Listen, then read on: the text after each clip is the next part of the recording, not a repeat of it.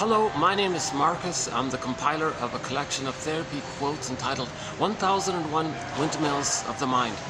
A collection of quotes or advanced self-help quotes taken from what's often called the psychodynamic or the psychoanalytic perspective, which long ago, as I understand it, was referred to by some as philosophical medicine or narrative medicine, helping one to be their own story doctor, their own existential detective, their own psychological detective, their own emotional detective, their own know thyself detective.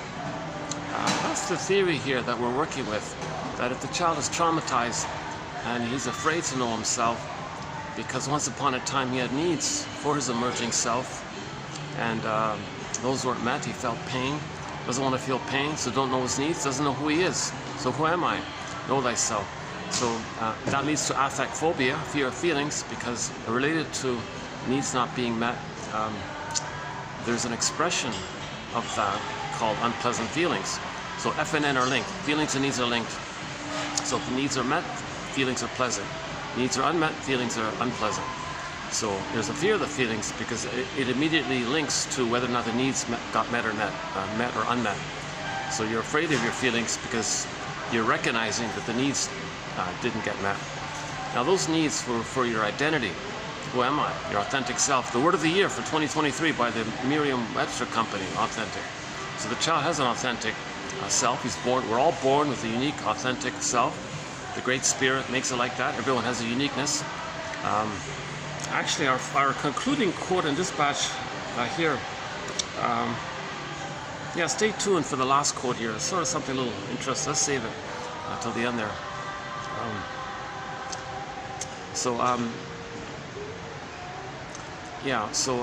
One pair is feelings and needs, the other pair is feelings and identity. Because if you have your feelings, that means your needs were met for your identity, so I feel therefore I am. So the child comes out with an emerging authentic self, right?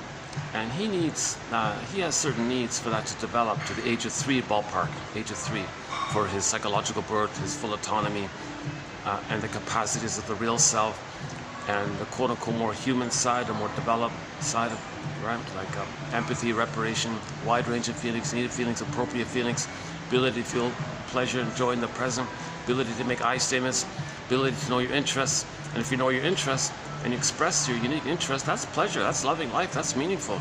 That's a path with heart kind of thing. But you need to reach that stage 3 of emotional development to get enough of a recognition of your uniqueness, which you can express. That's loving life kind of thing. So one line is everything's love or a cry for love. So normal development, the person has that developmental result of going through a developmental phase with the mother. So ballpark, he's in the uterus, everything's okay, welcoming womb, fine, that's good. Usually that's the case. Unfortunately, sometimes that's not the case, as discussed in the last video. So for recent videos talk a little bit about prenatal trauma, prenatal distress syndrome, the importance of the birth transition, that whole area. We talked about that a fair bit already. Let me just kind of not cover it here this time. So assuming he's in a welcoming womb and the birth is okay, and so what does he need when he is born? Assuming there's no birth trauma and he isn't removed. You leave the cord, leave the placenta, leave the smell, skin-to-skin contact, natural breastfeeding, he latches on. You don't disrupt these kinds of things. Just hand the baby directly to the mother, skin-to-skin, breastfeeding, and at some point, mother's loving gaze, he needs that. So he needs the loving gaze, the eyes. He needs the nerve line with the nipple to the breast and have a communication and a flow, let the music play on. And now the skin-to-skin, a very important quote recently added 2 videos ago by D. Pines. Go to what is it? Today's 43. I think it's 41 or 30. Today's TQ is 43. It's either 40, it wasn't 42. It's either 41, 40, or 39. A recent video, look up the quote by Pines. She made a very convincing case there about the importance of skin-to-skin contact. That's a key added point here. Because it's a little embarrassing thing. I keep all my mistakes and bloopers and blunders and things. To tell you the truth, I'm still a little kind of sweaty here.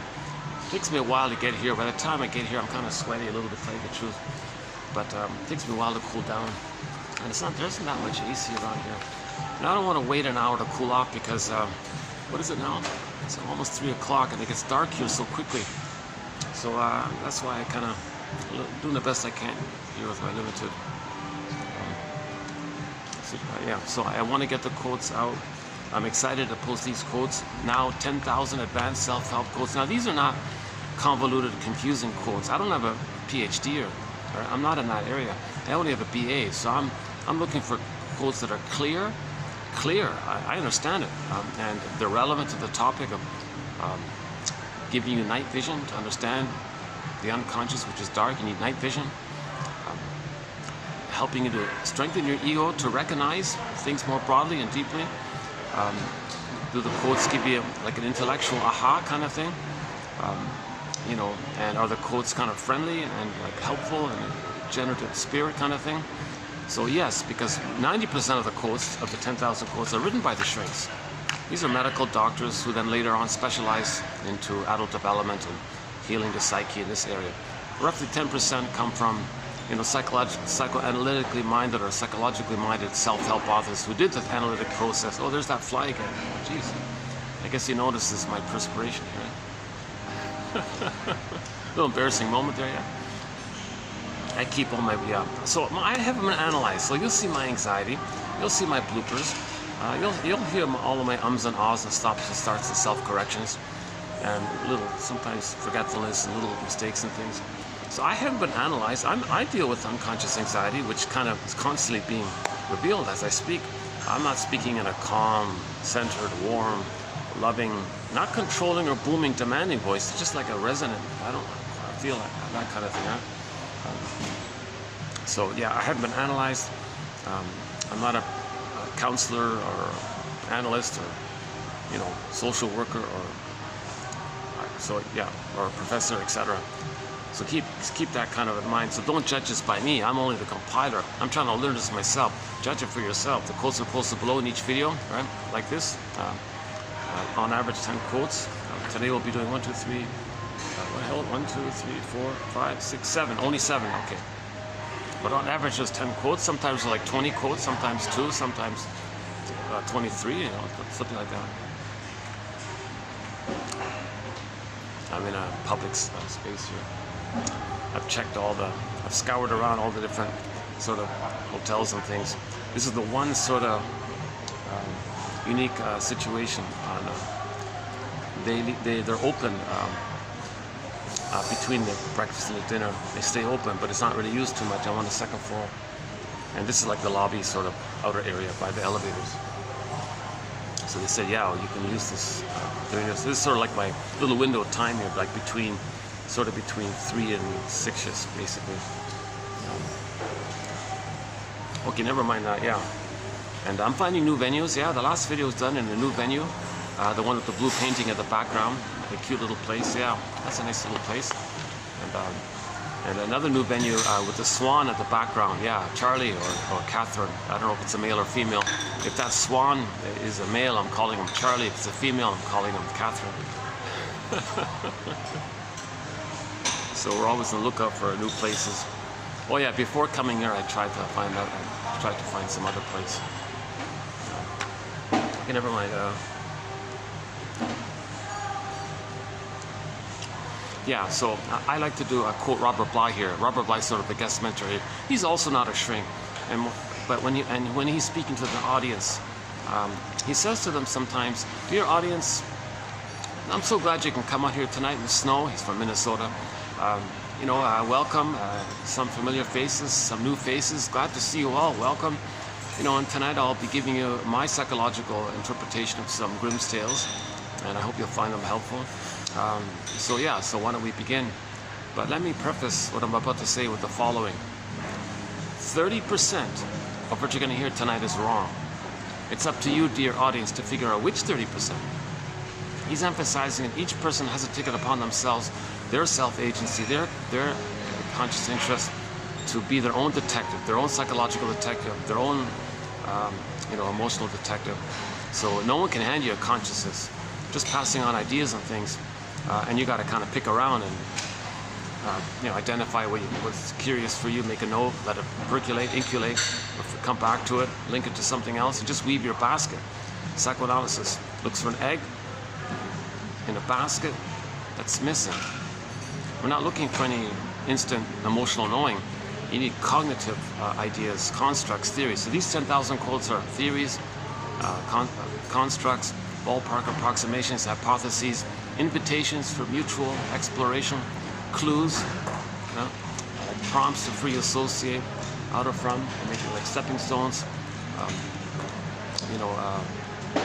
Sometimes you can take two ideas, put it together, might get a new idea. That kind. So we're just trying to be this kind of a detective like this. And, okay, thanks. Yeah. I confused the waitress because I moved some of the placemats here just to make it look tidy here. Yeah. Okay. Yeah. Good coffee. Thanks. Yeah. Good.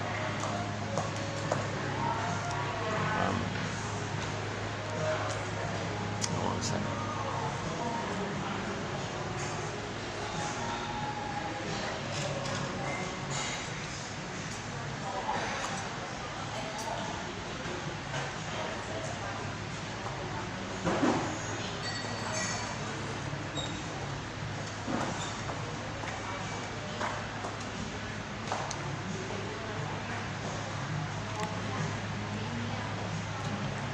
Yeah, so psychoanalysis looks for an egg in a basket that's missing. So first weave this basket.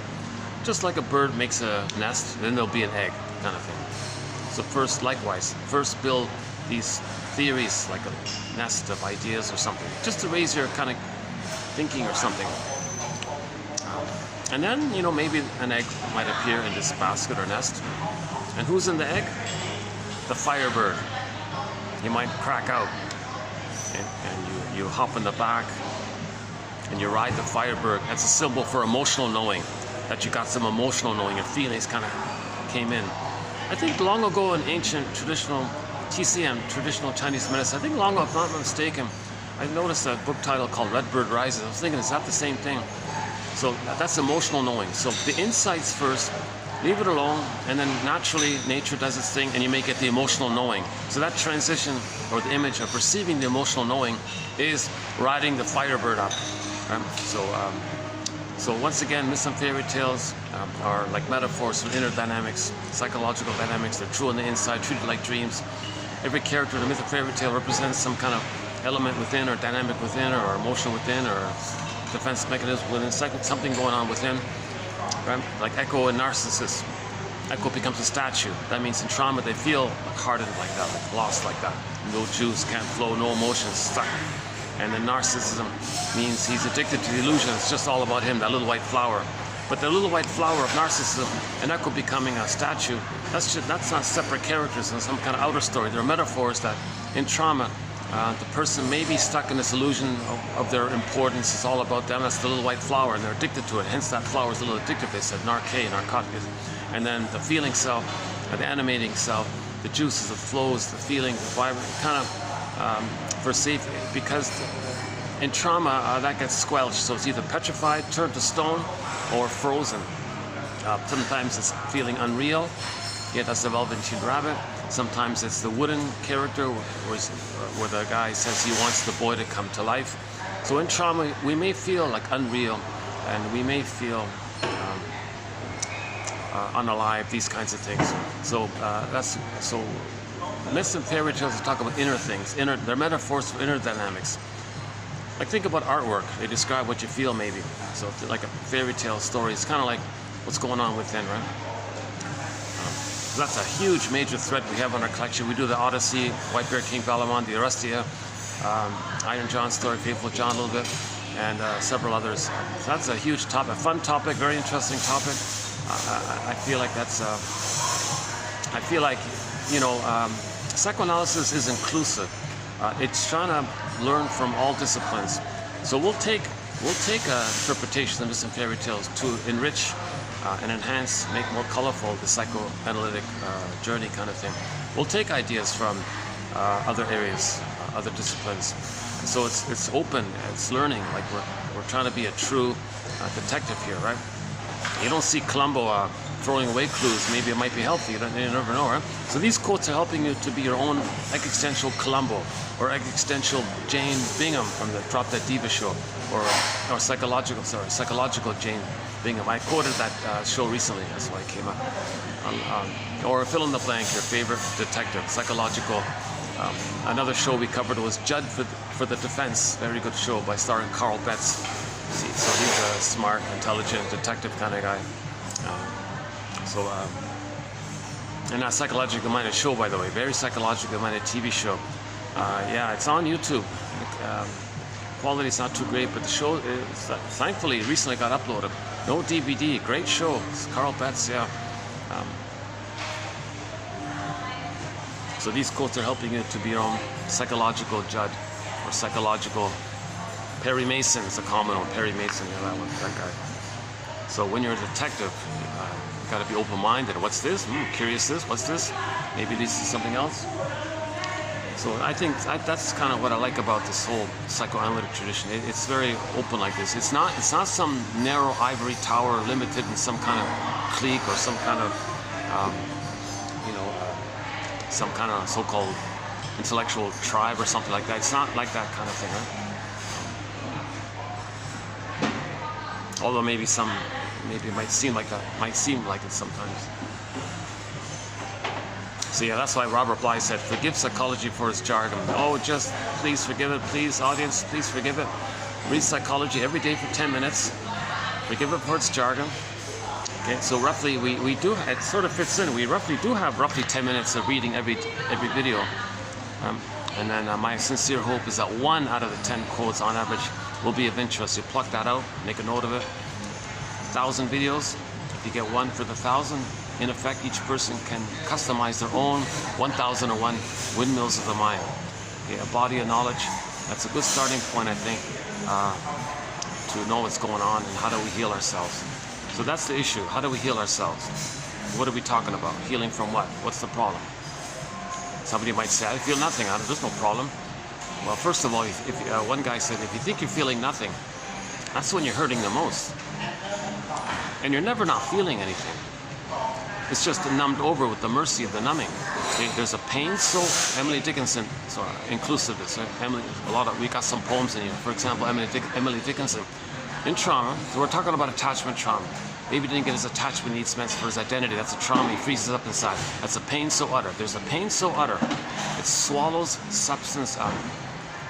Meaning his emerging self couldn't emerge. So it's kind of pressed down into the non-reporting brain, implicit memory system, pre-verbal memory system.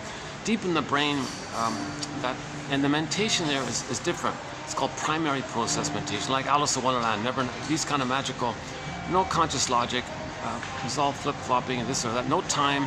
That could be here. Who cares? That could be this. It's a different mentation there, and it's recorded in that part of the brain called the non-reporting brain. You see, so that swallows substance up. Didn't emerge. You couldn't feel it. It's deep down, right? And that's a pain. That's psychic pain when the child loses his identity. Oh my God. No sense of self. Who am I? Where am I? Where's my inner home? No home. Home. Emotionally homeless. Emotional refugee from the love I'm seeking. Now he feels like an emotional refugee from the love that he's seeking, on the run, empty, scared, whatever. So in trauma, Emily Dickinson describes trauma as follows. There's a pain so utter, it swallows substance up. And then the person goes in a swoon. This swoon she's talking about is the trance effect of the numbing of the mercy chemicals called endorphins. One guy said it's a little bit similar to in the jungle if the poor gazelle is about to be gobbled up by the lion or something. The gazelle's brain sends the gazelle this numbing, morphine, endorphin kind of thing. And he doesn't really feel it. It's like the mercy kind of thing. A little bit like, he thinks it's that sort of area. But with humans, if that's the case with trauma, that means we're going through life, sleepwalking through life, going through the motions of life. When does life begin? Something's missing. A little bit dissociated all the time. You know, and usually there's some kind of a onset of this recognition at midlife. So the recognition of this is usually at midlife. And there's like a delayed onset of this recognition that we're sleepwalking through life. When people say something's missing, I feel like I'm living the unlived life, the provisional life. When does life begin, like kind of thing. I feel like life is passing me by, and these kinds of sleepwalking through life, walking in a trance in life. Gee, isn't there more? I don't feel, I got this, but I don't really feel pleasure. See one tree, see them all, I feel numb. Or I felt the loss. Somebody might say, gee, I just had a loss. Why don't I admit the loss? Aren't I supposed to admit the loss? Feel sad about it? Why don't I feel sad? Because you don't have an identity. You need an identity. I feel therefore I am. In trauma, there's lack of that inner identity. I feel therefore I am. You don't have your amness. You don't have your feelings. So a person can't grieve. So midlife, why am I not grieving here? So usually at midlife, there's a kind of an onset of this recognition that there's a trauma. It kind of bubbles up in a way, so to speak. And why does it take so long? Well, Theory of Burglar says, well, the personality you develop early on as a defense against that pain, you're using it again and again. So that kind of absorbs, it keeps it down. He says it kind of like a sponge absorbing the pain.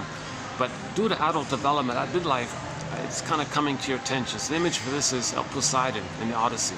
Poseidon, with the special effects, the big wave, was speaking to Odysseus. Now again, it's not a separate character.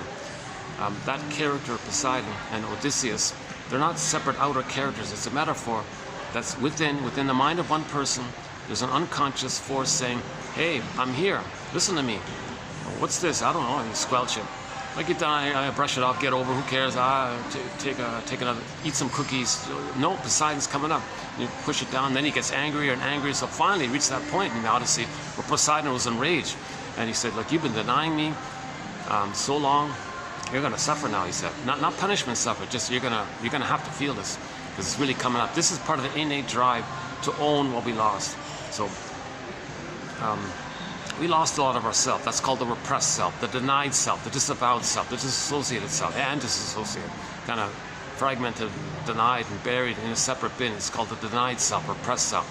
And if you add up all those traits about ourselves that's lost and denied and bundle it up, some people describe it as the unconscious self, or the secret self, or the double self, or the shadow self, or the shadow soul. It's the one who walks with me, who's not like me, who is me. Someone's living my life, and I know nothing about him. In the film, that uncertain feeling, the shrink referred to it as the stranger. She said, I'm afraid of strangers, a joke like that. Phantom of the Opera, it was the scary dude. Okay, not a separate character, that's a fantasized personification of the singer's trauma, pain, rage, and all this. So she dialogued with that guy, basement, unconscious, repressed, unconscious, that's why it's a basement. Dialogued with herself. Okay, a lot of herself is there. Reclaim, re-own, resynthesize, get back parts of yourself that you lost. And if you have more of yourself, make more sense. Have an identity, more sense. I feel that for him, that's why she was a better singer. When she went back on stage, she was more connected to herself, had more feelings, so she was more resonant in her singing. That's why she said she was a better singer, because she had more of herself. So she went to reclaim herself, which was oppressed, denied. So that's the midlife audit. That's the true meaning of the hero's journey that Joseph Campbell talks about. That's the hero's journey. To avoid confusion, Chinnan calls it the second journey. And I think a lot of people call it the midlife audit, the midlife examination period, the self-reappraisal period. This is general know thyself kind of attitude. Okay, so let's clarify something here. So let's, assuming the prenatal life was okay, baby was in paradise, needs were met, had his feelings and identity, one with the mother, no sense of differentiation. The baby in the uterus doesn't understand he's a separate person inside his mother who's a separate person. It's all kind of confused like that. And he just thinks only him in there. And so that means he thinks that the mother, he's confused. He thinks the mother's power and grand power is his power. Infantomegalomania, egocentricity, glorified. He thinks so powerfully. He thinks he's on the throne. He's a little god or a king or something. All this power needs automatically meant the universe serves somewhere. He's the universe. It's all about him. Sound familiar with narcissism? Today's topic, narcissism.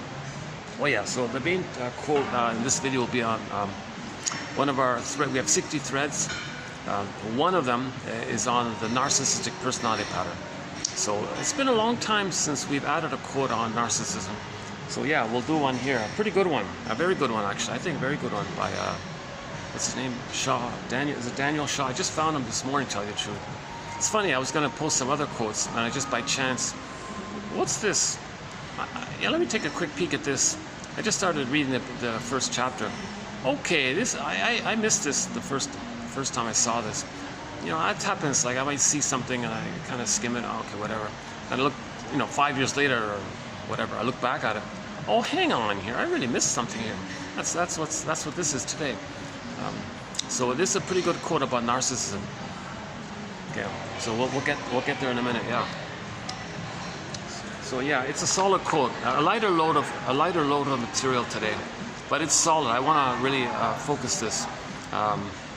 You know, because in effect, it's as good as it gets. The way he's describing it here, it's pretty much as good as it gets.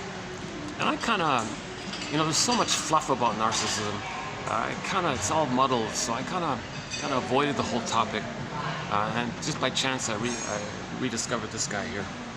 He's got 2 books on the topic, so I'm thinking the chances are we'll have some more quotes from him. Reason I discovered him because there's a promo ad. Some conference is selling tickets to an online event where he's going to speak. You got to pay a small fortune to hear the guy for 2 hours.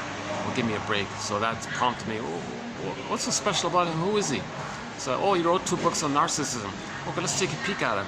Because I can't afford all these online lectures and things. He's probably just going to say what's in his book anyways, right?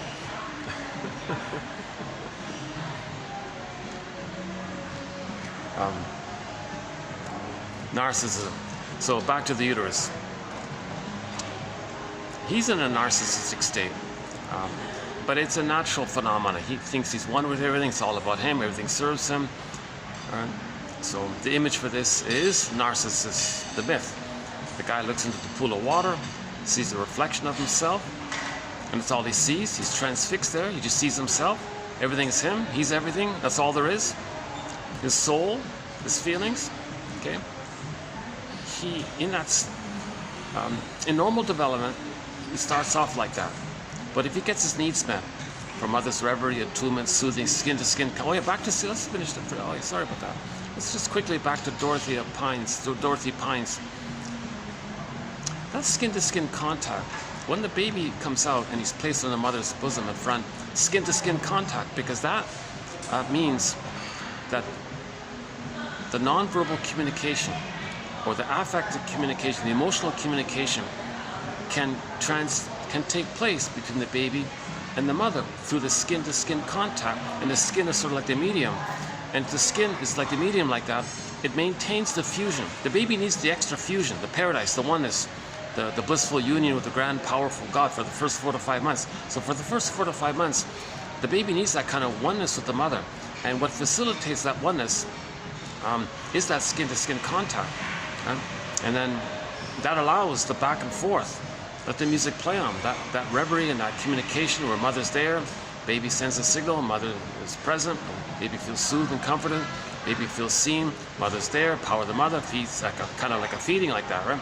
So originally it was baby in the uterus, baby, cord, placenta, mother, placenta, cord, baby, do, re, mi, 1, 2, 3, A, B, C, kind of flowed or smooth like that. Let the music play on for the first 4 to 5 months. How do we let that music play on? So 3 parts it seems. Skin to skin contact. Oh yeah, so by the way, leave the cord, leave the placenta, barring emergencies, leave it all there, as discussed in the last video. So I won't go into that about Klaus and Kennecke, about the hormones, the time sensitivity issue of that timing, and don't weigh the baby. So just keep the keep the continuity and preserve the ongoing oneness. Don't remove the, don't do any kind of, don't separate the baby. Leave the cord and placenta, let them on the bosom, let them latch on, then the cord and placenta will drop off on their own accord, day 2, 3 days later, whatever it is. Just allow that kind of smooth transition. Now in the post, in the extended womb, it's called an extended womb, it's like his outer land womb.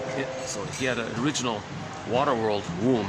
He needs like a land world, air womb. So he needs continuity of it. Babies come out too early, they need an extended womb. So we want that continuity of that womb life to continue to. He needs the womb life to continue to more womb life for 4 to 5 months. That's the extended social interpersonal womb, right? So to establish this continuity of this extra egg, this like one mother-infant dual unity, this maternal holding environment, like still like being in the uterus kind of thing. It's just outwardly, but he's still in the uterus. So to get that skin-to-skin contact means Baby sensations and feelings, mother gets it. Mother is there and present and feels it. Baby knows mother feels it. Baby, mother's strong, warm, powerful, and baby's soothed and comforted by it.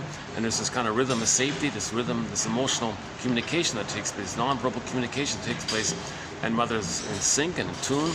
And if any time the baby's like a little distressed or something, mother's there, he's soothed by it.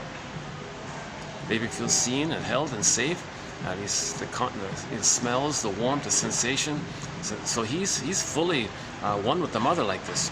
That's part of her. And during the breastfeeding time, kind of similar when he's suckling, the nerves, the child's mucosal nerves line up with the nerves, nipple breast of the mother. So when he's breastfeeding, the mother instantly knows what the baby needs and makes whatever micro adjustments that need to be made. You know, and so the baby is going to feed when he's hungry. It's all baby led. The mother's only there to feed the baby. Never make conditions on the baby, or never damage it. She's got that sacred motherly duty to function fully as, I don't know, like a cow. Jesus Christ. Like just to give, like just like an all giving kind of thing. She can't like have these ideas, gee, I resent this, I want to go out with my friends. Like she can't have this kind of, she needs to kind of, she can't say, gee, I never got this when I was a baby. I kind of resent this. I don't want to give. I wasn't given to me. And she has some issues, and baby feels the hate. He absorbs the hate, and then baby hates himself for life. Leads to a huge, at least the baby ends up with hating himself now.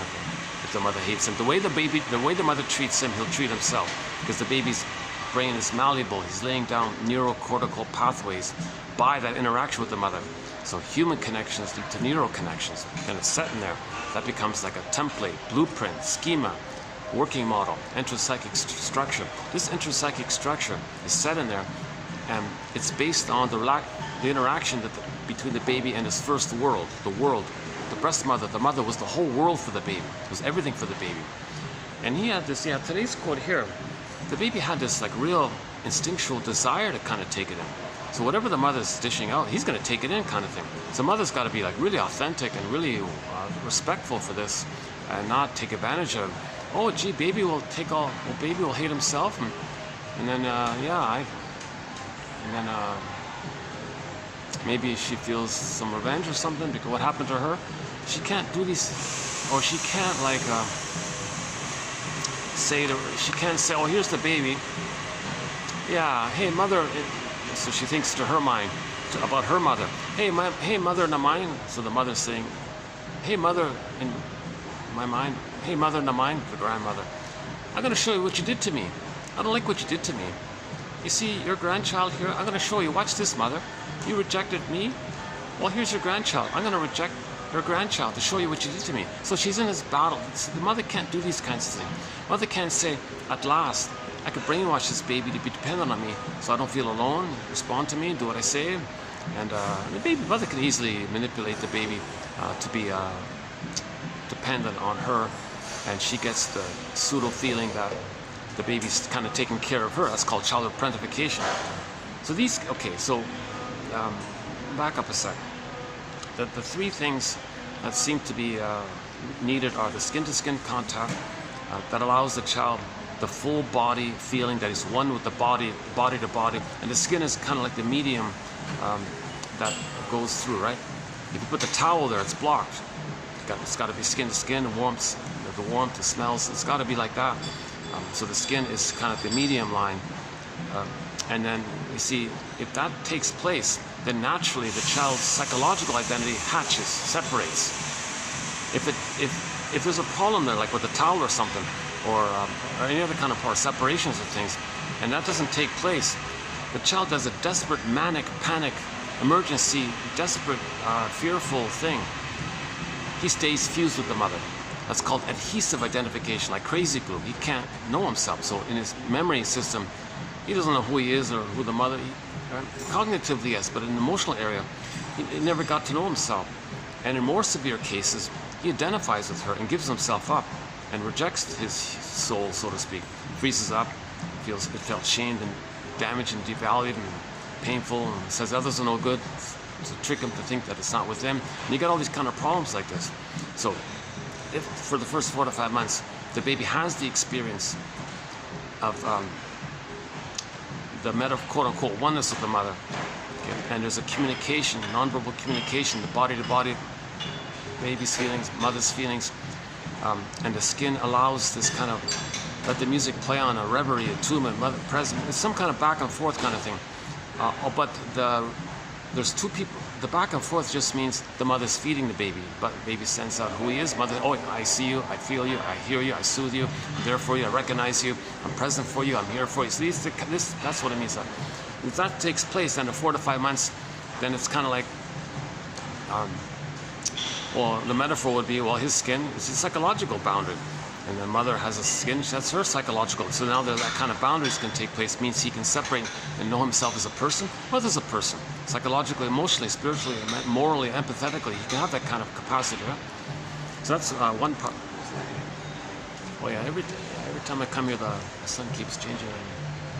Yeah, see, still haven't cooled off here. It's funny, there isn't much. The AC doesn't seem to be on very well here for some reason. How's the lighting here? Is that better? That's a very fun background. All that, they're just little lights. It's just little lights. Let's see, what is it?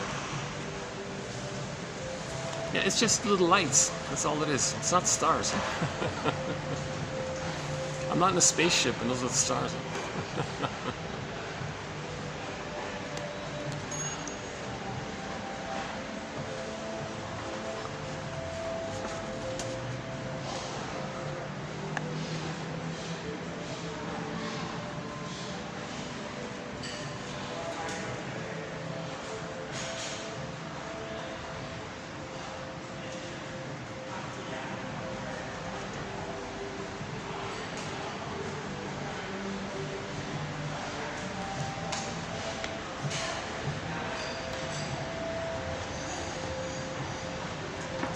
Back here, let's get this sunlight. Is that okay with the lighting? Yeah. Sorry about the lighting.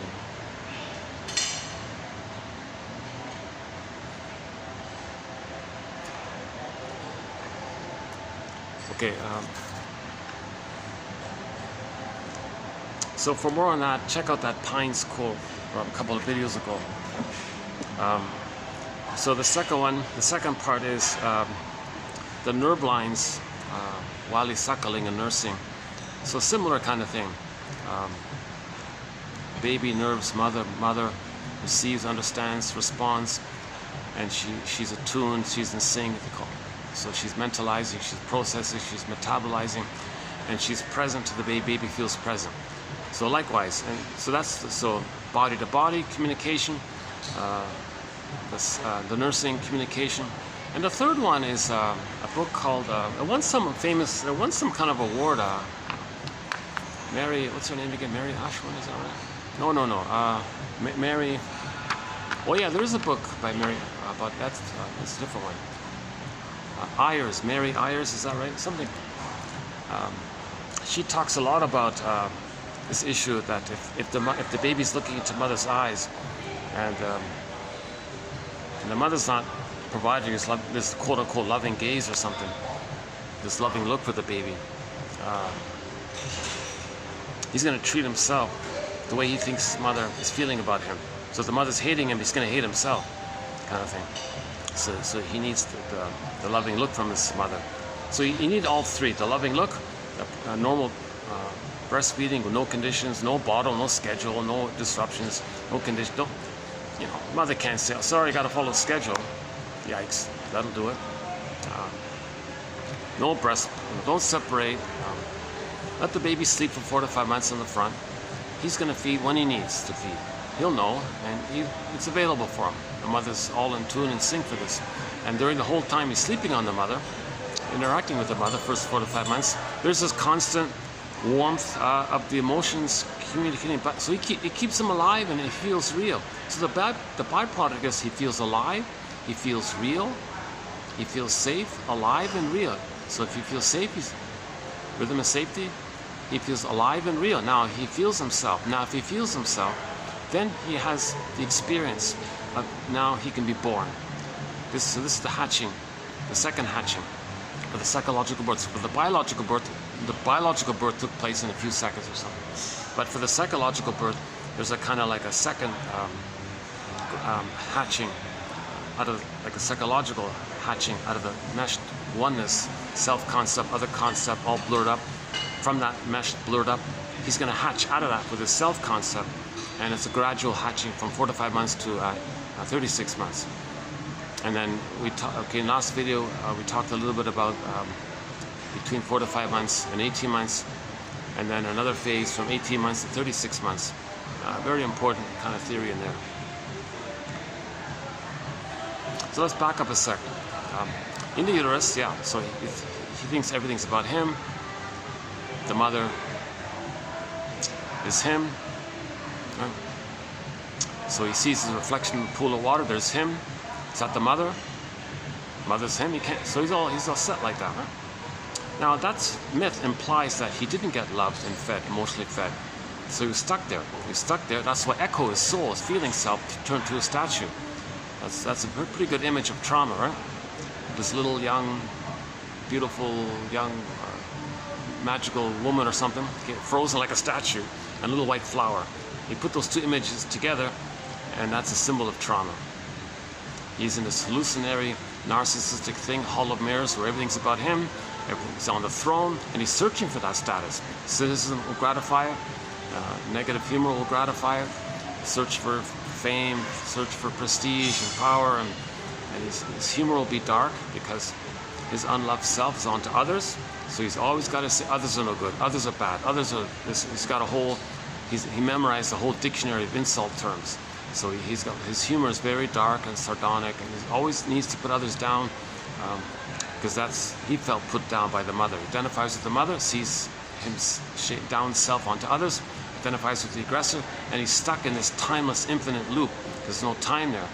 And when there's trauma, we repeat endlessly, but there's no time, so we keep on repeating it. So he's spending his life always repeating that thing. Mother downed him, he sees his downed or shamed self onto others.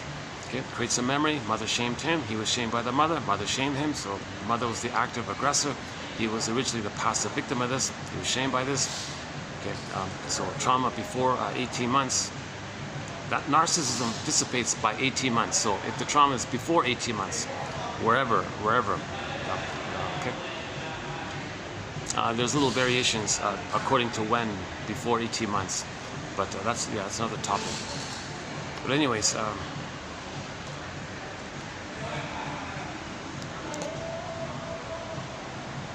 one second.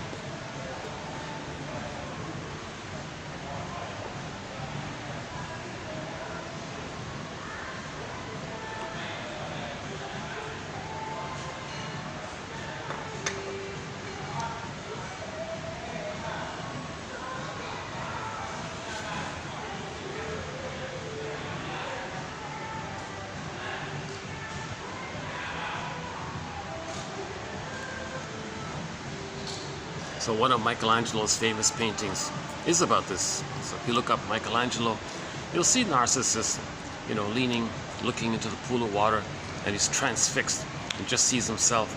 And one interpreter said, yeah, and it's all like dark around it because he didn't see anything else. That was his take on it. Yeah, I said, why is it so hot here? I seem to be in the sun still. Hold on a second.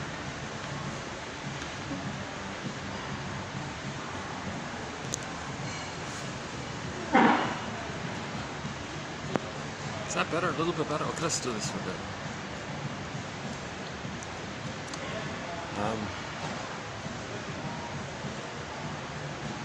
Okay.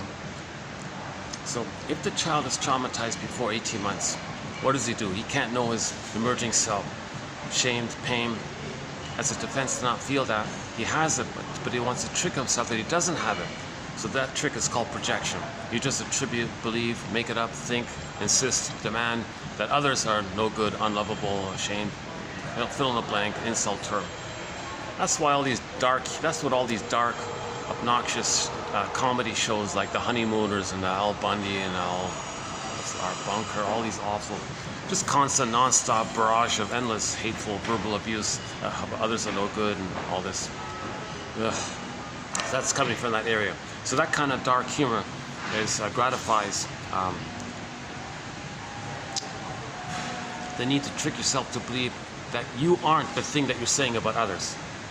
All those obnoxious, damaging things they're saying about others, that's a trick for them to say, I'm not that what I'm saying, they are it.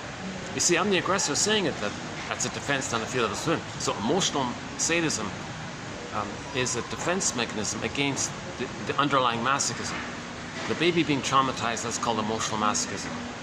The attachment is pleasure, but the mother was painful, it's all blurred up. Okay? And he was hurt by the mother. Doesn't want to feel that. He'll imagine others are emotional masochists. He'll play the mother who shamed him.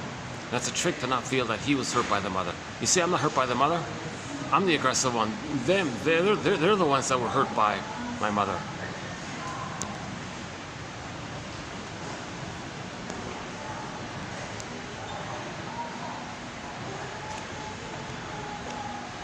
Okay, similar to Adler's idea that the superiority complex is a defense mechanism against the underlying inferiority complex, a bundle or cluster of memories around a theme of being shamed complex.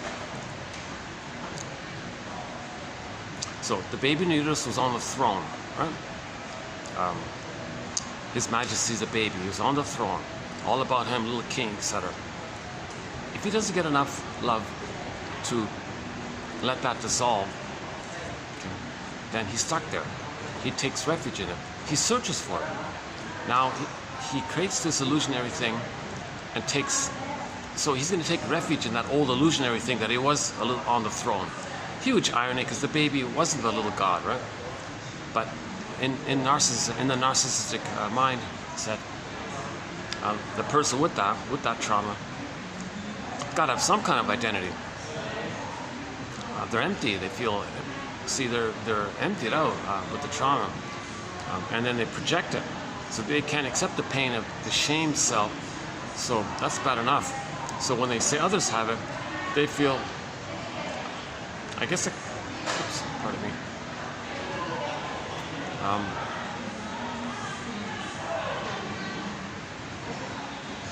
They feel less of themselves somehow, right? So what kind of identity can they have? Well, once upon a time in the uterus, they were on the throne. Look for that. That's them. That's who they are. That's who they truly are. It's an illusion. Baby was never a little god, but he'll search for that. That's called the search for glory. In the way that Karen Horney describes it when she talks about the Peer Gynt story. The Peer Gynt was similar to narcissism, always searching for, wanting to own everything and control everything. Okay, play that obnoxious song, everybody wants to rule the world song. No, nonsense. Not all babies are traumatized before 18 months. But up until 18 months, the baby does kind of rule the world. His world is the mother. He does kind of own it. It's called the world's my oyster phase. In the uterus, he owns the whole thing. It's all his, everything's for him, so he rules the whole thing, kind of. So baby's meant to have that up until 18 months, and don't punish him or rebuff him or for that. Let him have that. So when he's the junior toddler, let's say he's 8 months old, running around, excited and all this, don't punish him for that. Just gently keep him safe so he doesn't hurt himself, but don't hurt him for that, because it'll be stuck there. But at 18 months, it dissolves naturally. It's part of, because his ego develops. When he's safe, the conscious ego develops. Then he recognizes, oh, okay, I'm not a little god and everything belongs to me. I'm like a person. Others are people. They got feelings, I got feelings. Oh, wow. Now they're more like a human explorer. So no longer the infantile god. And everything's just utilitarian for them and serving them. So the ego gets a chance to develop. You see, in trauma, that ego doesn't develop. It's submerged and frazzled up. That's the scarecrow guy. In trauma, the child doesn't love life. Doesn't have a path with heart. That's the Tin Man guy. The two characters being like that means the person feels disembodied. That's this cowardly lion in the other corner. Because that's a pretty good symbol for trauma. Feeling disembodied, not loving life, and not knowing anything, right? Scarecrow wants the brain, Tin Man wants the heart, cowardly lion wants his courage and all this, his embodiment. So Dorothy is kind of like the part of, so again, all part of one mind, not separate characters, all part of one inner psychic mind of one traumatized mind, right, of a person. So Dorothy is kind of like a part of the psyche is trying to line things up, bring it all together. Or we may say, maybe be like Dorothy and recognize, gee, where's my embodiment? Where's my loving life? Well, first things first, fix the scarecrow guy. Give the scarecrow a brain. First things first, fix the scarecrow guy. So that's what these 10,000 quotes are for, to give the scarecrow a brain. We want to give the scarecrow a brain. Here it is. We can give the scarecrow a brain. These 10,000 quotes, I believe,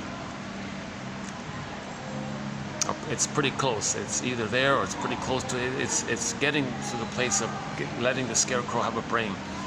Okay, so the analogy for this transition is the straw man, the scarecrow straw.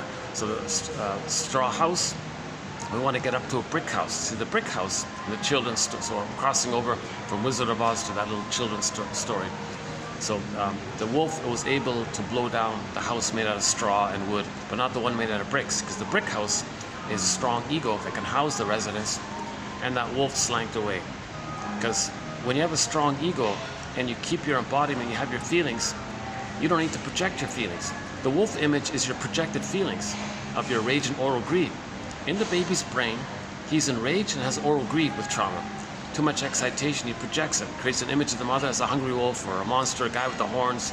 In the Odyssey, it was a cyclops. In the White Bear King Valaman, was the boar queen. The boar queen was gobbling up the men and using their bones as toothpicks, you know. So you got this voracious, hungry wolf, monster, devouring creatures. So the which one, Amy, Hansel, Gretel, which was this kind of voracious oral greed. See, the baby was in that place emotionally. So there's like an artwork, like a painting. Like a painting describes your inner. So when you're aware of your feelings, that painting, well, that image, it was never real. So it poops away. It doesn't bother you. It wasn't real because you owned it. That painting was a desperate measure to not feel it's within. But if you can feel what's within, you don't need that image anymore, right? So you're not haunted by this kind of your own rage and all this, because you got a strong ego. You can accept yourself, and know things, and recognize things. Forgive the mother for this. Maybe she was traumatized. Okay. And maybe she was repeating something. Okay. Maybe she wasn't seen. Okay. Maybe her mother was so blind to her. Okay. So you move towards forgiveness. This all begins with Bruce Springsteen on YouTube. On YouTube, Independence Day, Toronto, by Bruce Springsteen. The intro he gives to that song, and then from there we got a whole series of quotes that spring along that line of forgiveness. So that's a key part of all this forgiveness.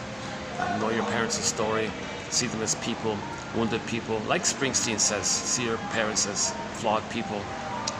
Still some blessings, but yes, it was there was a betrayal, and still some blessings. Kind of see the two sides of the situation. So they had dreams and hopes, he said, and you know, and then yeah, and you're startled that there are people with dreams and hopes. That you're startled that your parents are like just common people, members of Homo Traumacus. Like you kind of see the reality that your parents are kind of people too, not some illusionary, godlike parent or something like that.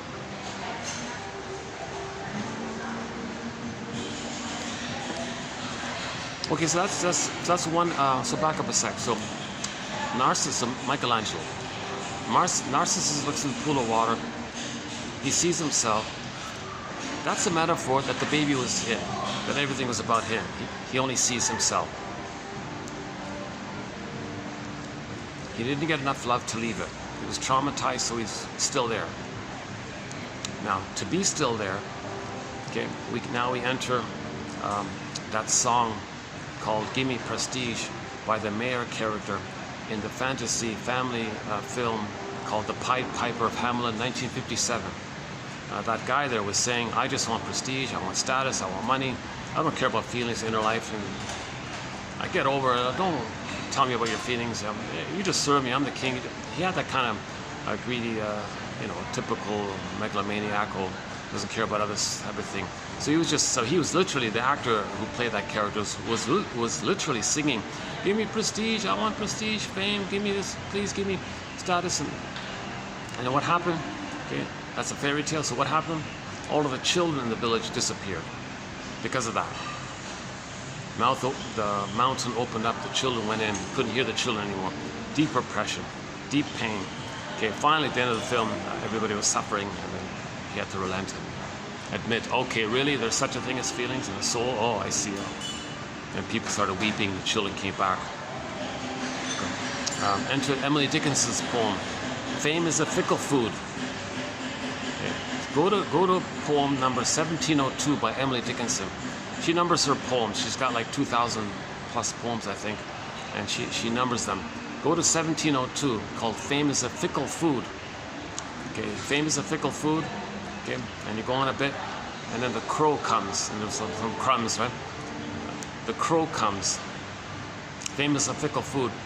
And then the crow sees this fame as a fickle food with ironic caw. Ah! He flies away. He doesn't want it either.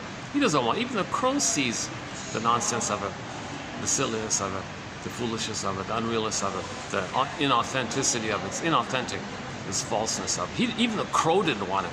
You usually think crows, aren't too picky, right? So even the crow didn't want it. He flew off to the farmer's cornfield or something. But the man, he took it. And then I mentioned The Search for Glory by Karen Horney in reference to the Peer Gynt story. The Peer Gynt story, yeah. There's even a park called the Peer Gynt Park somewhere in, is it Oslo or something? Ibsen is from Norway, right? I think there's they have an appreciation for that Peer Gynt story.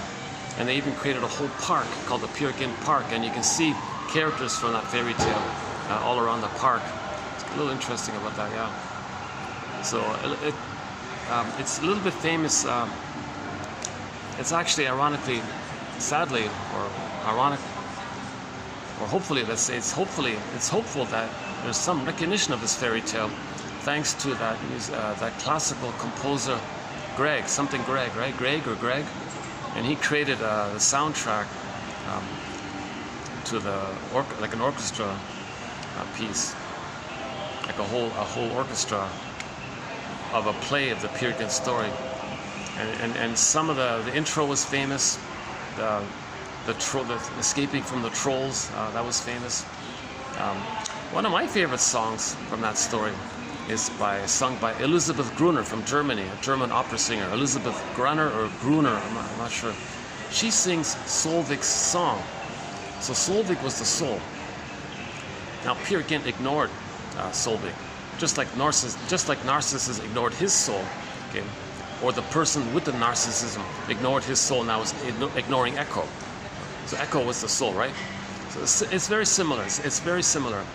Echo, Narcissus, Peer Gynt, Solveig. So in that Peer Gynt story, he was just running away all the time, and Solveig was kind of around in the distance, but he ignored it. And then at one point in the opera, Solveig was singing Solveig's song, or somebody was singing a song about Solveig. And a very nice song, yeah. I played it. It's in our soundtrack, yeah, and part of our opera line. And we got an amazing soundtrack, including a few opera songs. And the hopeful thing about the question posed. That guy, he's a real hard-working guy. Yeah. There's one really diligent staff guy here. He seems to be like I don't know if he's not the head manager. I think he's like the junior manager. But I see him every time I come here. He's the guy that keeps this all together, I think. Yeah. This guy, yeah. When I first came and asked him, can I do the videos here? He looked at me like when you think about it, who are you? Yeah, you're okay.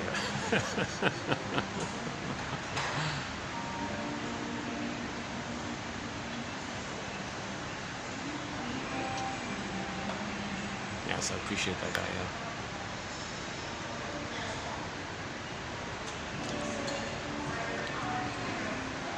Yeah, so we've done several videos in this venue here.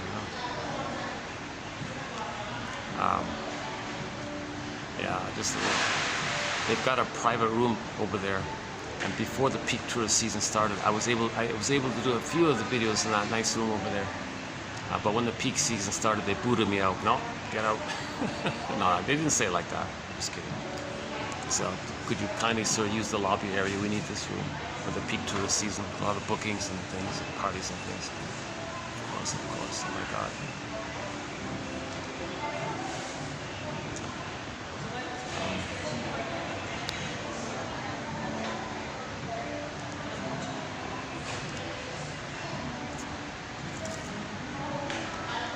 Yeah, so interesting about the Peer Gynt story, yeah.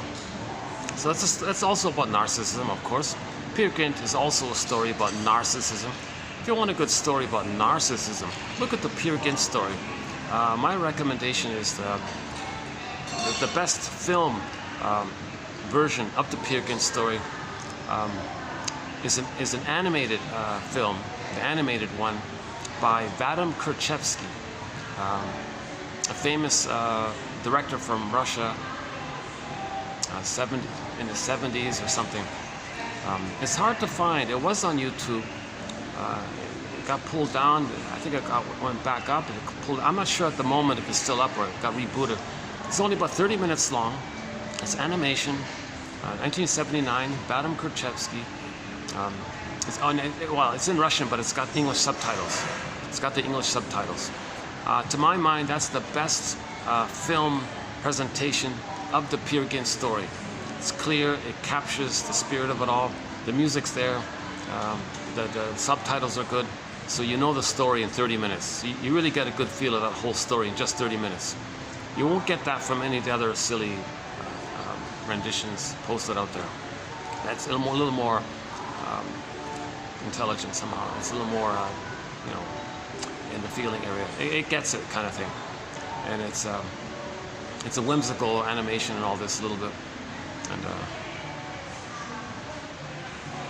they really show you Peer Gynt's narcissism, how selfish he is, and doesn't care about others. He's a little bit like a Don Juan in a way, and very very greedy and ambitious and all this, and he kept singing, I want prestige, I want glory, I gotta be true to myself. Now, Karen Horn, I interpreted that. No, be careful with that. When Peer Gynt says, I must be greedy because that's my false self. I got to be true to my false self. I'm this greedy, selfish self. That's myself. I'm a person who's on the throne. I got to be true to that. So when he always said and sang the song, I got to be true to myself. I got to be true. He doesn't have a self. He doesn't have an authentic self. He's the narcissist, right? So he doesn't have the authentic self. So he's got this false self. He's always being true to the false self. So finally, he does all these misadventures and all this. And he was even offered. He hit rock bottom when he entered into the troll thing.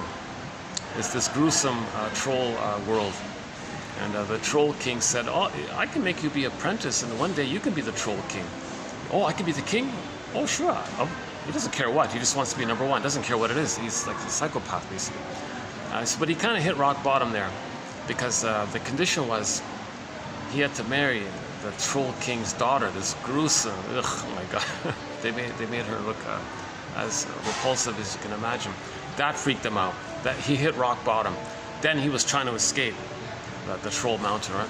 And then they were all chasing him. How dare you escape? You're here now, and you agreed. You said you. So he was going to be trapped in it. So he was in this desperately frightened state. He finally crawled out. He finally escaped. And that music, that's the famous song, that dramatic, that Edward Gregg made the music to that scene, Escape from the Troll Mountain or something, the Troll King Mountain Escape Search scene, whatever, I forgot. Escape from the Trolls. I forgot the name, Escape from the Mountain, the Troll Mountain, something, I forgot the title of it all. You'll find it, it's the most famous, it's the second most famous melody from that soundtrack, from that opera. The beginning one, the opening one is the most famous. I think that's the second most, so two great songs in there. So finally he managed to just escape, and then he hit rock bottom. Then he was begging for his mother, kind of thing. Right? So he's got a mother's boy. He's one with the mother and all this. He's trying to escape from his mother, but he can't.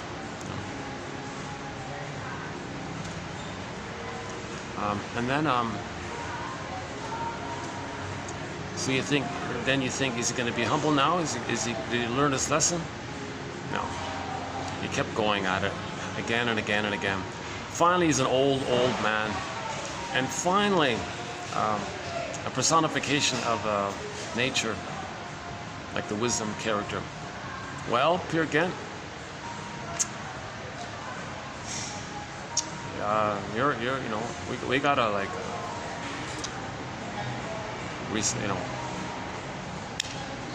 reincarnation. We gotta, like, he's an old man. He's reaching the end, right? He said. Then he said, "Wait a minute. Wait a second here. Hold on a second here. I gotta figure out something here." So he went to Solvik. Remember Solvik? Hey, Solvik, where have you been all my life? Like, I think I needed you. Why weren't you here with me? Like, where were you? She said, "Are you kidding me? I've been here all along, but you ran away from me." He ran away from himself. "Oh, I'm so sorry. Jesus Christ." And then at that moment, there's the big question mark. What's he going to do now? Did he really recognize the greatest hurt of all? Mother failed him, and his denied soul, he can start to self-reparent and accept his lost, wounded soul. Will he really make that transition enter into the human area and stop in this delusion that you're an infantile God and you're entitled, relentless entitlement, relentless rage, relentless greed, relentless envy? Are you going to kind of become a human, like a psychological, emotional human, empathetic, moral, ethical, normal human kind of thing? Or are you going to continue with this relentless, insatiable greed, envy, spite, vindictiveness, schadenfreude? Are you going to stuck with this negative humor, bitter humor? Or are you going to like really kind of like integrate what you lost?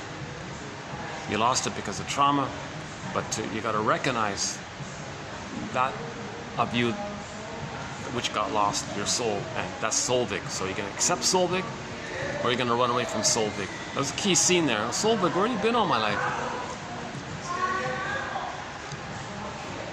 You see, in the narcissist story, narcissist never said, "Hey, Echo, I want to get to know you here."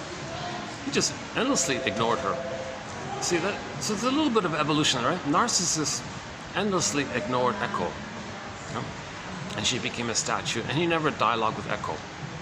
In the Peer Gynt, there's a little bit of an improvement, because he at least said, "Maybe I needed Solvik. Maybe I need you. Maybe you're part of me or something. Maybe I'm a part of myself that I've denied. Maybe that's what this is about." So he had like a little question about it. So the story ends there.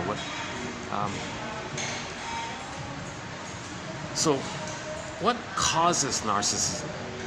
What causes narcissism? When the child's needs for a secure attachment style don't get met, there it is. He's frozen and petrified at that time when everything was about him, when he was on the throne. This throndom phenomenon, this majesty of the baby phenomenon, dissipates at 18 months. So the baby's got to get his needs met for 18 months. That's the basic. Okay, 4 to 5 months, he's got to have the womb. Okay, now when he hatches out, that's a huge improvement. You see, funny thing, if he doesn't get that womb even, if he doesn't even get that extended social, interpersonal womb, 4 to 5 months, if he doesn't get that, he has a more perverse, disturbed, aggressive version of the narcissistic pattern. And it's so troublesome, we don't even call it narcissism, although it is narcissism, the bully pattern. See, that's like a more belligerent version. Iago, he has no hope about it. He just wants to see things. He's the envy one. Mother took away his goodness, he wants to take away goodness. Iago spreads rumors and uses others as proxies. Iago uses bullies as proxies to seek goodness destroyed. See, so that's a very disturbed area, right? And there are several personality patterns that kind of spring about if the child doesn't get that extended womb. Skin to skin, breastfeeding, eye to eye, loving gaze. Loving gaze, proper breastfeeding with the real breast, not a bottle, not a rubber nipple, not a plastic bottle with some powdered guck in it. It's powdered stuff. Powdered stuff. You know, some emergencies maybe they need it, but I'm just saying, the reason I said that, because I think somebody said that powder stuff, it's heavy with sugar. Like, there's a lot of refined processed sugar in that. Jesus. That's a huge betrayal. The baby expects, he has this innate expectation. Okay? A great hope. Okay? And to Emily Dickinson, another one of her poems regarding trauma. A great hope. The baby had a great hope for the breast, nipple, breast, real normal breastfeeding, breast milk. Right? The baby had a great hope for this connection, skin to skin, mother's loving gaze. He had a great hope for an extended paradise. This great hope fell. A great hope fell. You heard no noise. The wreckage was within. Oh, cunning tale. Oh, cunning tale. Mother was cunning. Okay. Oh, cunning tale. Story. Cunning, confusing, manipulative. Oh, cunning tale. This tragedy. Okay. That let no witness in. That's the scarecrow. No brain. He can't recognize it. Now he's haunted. He's haunted. Okay. And this haunting makes him dwell in the past, repeating the past, living in the past. So the therapy process is to kind of capture something, identify something. Then if we capture and identify something from the past, it kind of gives something in the past a time and a place. Then it can settle in. That's the ghost laying to rest. The life force can come to the present. If the life force is in the past and there's too much life force in the past, then we're dwelling in the past, living in the past, replaying the past. The present, just a new version of the past. The present becomes the presenting past. The present is still the past emotionally. We're transiting the past and acting it out. Repetition compulsion. We're not really loving life in the present because we're still seeing the present in terms of the past, distorting the present through the lens of the past, through the model, template, script of the past. Unfinished business with the mother in the past. Transfer her to people in the present. Doesn't work. Okay, so you're enraged. See yourself. In the present, see yourself into others. And play the shaming mother to communicate what your mother did to you. And tell the world how bad she was, how she hurt you. Show her up. But you're being loyal to her, and you're angry at her by showing her up, by telling the world, look at what my mother did to me. See these negative things I'm doing to others? Well, look, world, that's what my mother did to me. And that's his kind of protest against the mother. But him doing it is loyal to her. And he's stuck in the adhesive, they call it adhesive, like a glue-like bond to the mother. So he didn't get enough love to know himself. That's why he's so enraged. So the main emotions for those with the narcissistic pattern, okay, the more belligerent versions like the bully pattern, Iago pattern, etc., or the more regular cookie-cutter sort of narcissistic patterns, like the Peer Gynt's and the Don Juans maybe. In some versions, the Peer Gynt's and Don Juans are not violent and all this. They're just selfish and all this, selfish playboys or something. In some versions, they are more violent, psychopathic, or something, criminalic or something. So it's a question of degree. If the trauma takes place before 4 to 5 months, there's going to be more of that violence there, because so much trauma leads to so much stress. The stress, body-mind connection, the psychological stress is in the body-mind connection, mind-body connection. So in the psychological soul-mind, connected to the body, if there's so much psychological stress to the body, it affects the organs. Now the brain is one of the organs. The brain is also an organ. So there can be stress on the brain. That can lead to what Catherine Malabo says. It can damage the brain. The psychological, emotional stress can damage the brain. She calls it some kind of brain lesion, and certain versions of it lead to where the person becomes indifferent and unfeeling. That's the criminalic and the psychopath, that whole area, which we don't really kind of talk too much about. But more garden variety and narcissistic patterns, they're not so like violent and rude or something, because they have safety, they have the mother. They just want status and fame and prestige. And they don't care about others. But they don't necessarily need to hurt others. They'll just move on if they don't get what they want, or they'll be cynical, move on. Didn't need them anyways, find something else.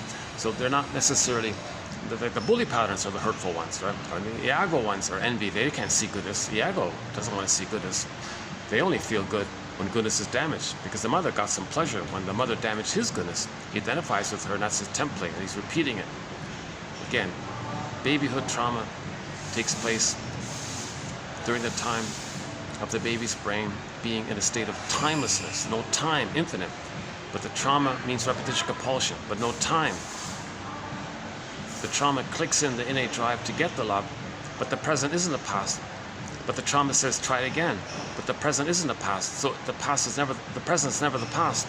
So it doesn't matter, you keep repeating it. It's never that past. The past happened. There is time. That's the issue, right?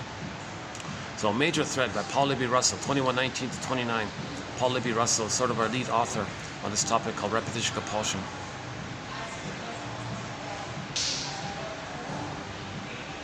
And I spent a lot of time talking about Edmund Berger's metaphor about the record. So can I refer you to some previous, any one of the recent previous videos, like for the past year or so. I usually include the thing about the record.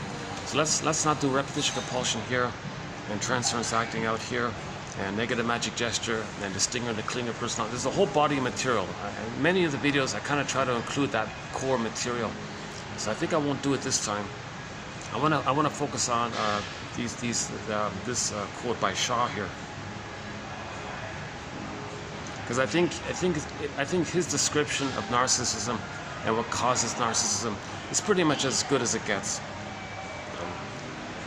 So I would say, and he quotes Alice Miller, so it's sort of in that area as well, Alice Miller.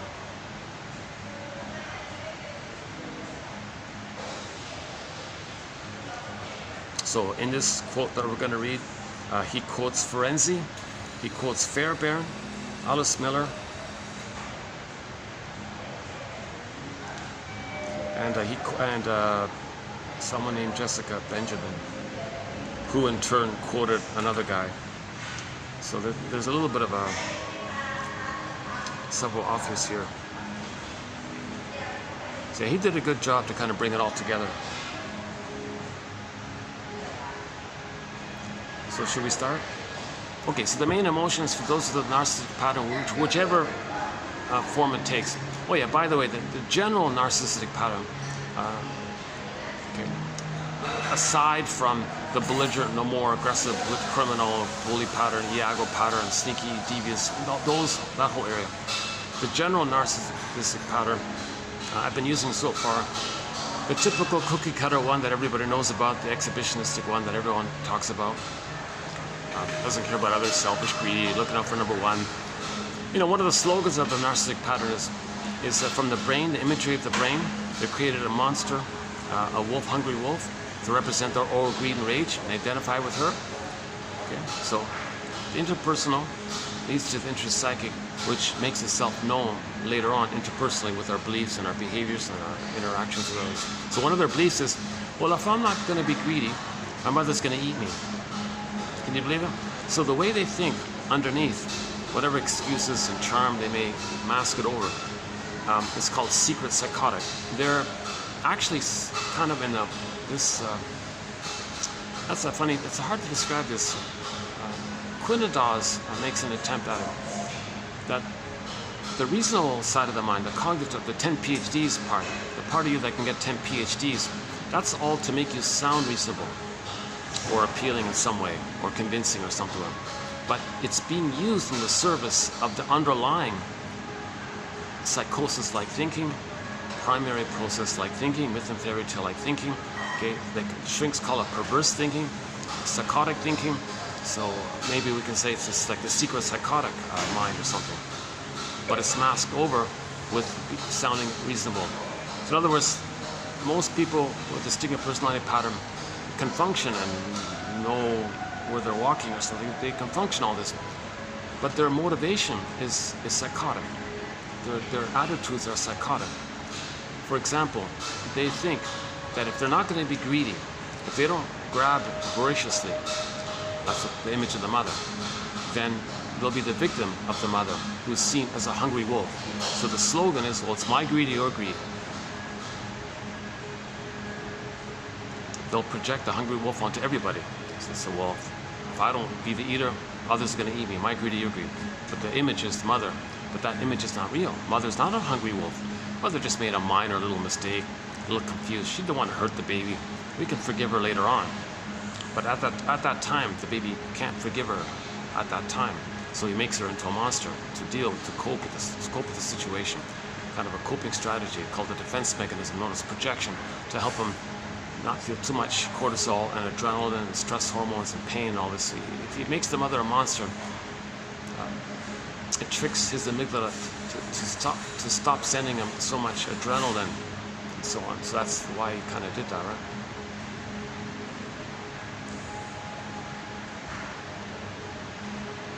So the main emotions for one of the stinger personality patterns, including the narcissistic pattern and its various forms.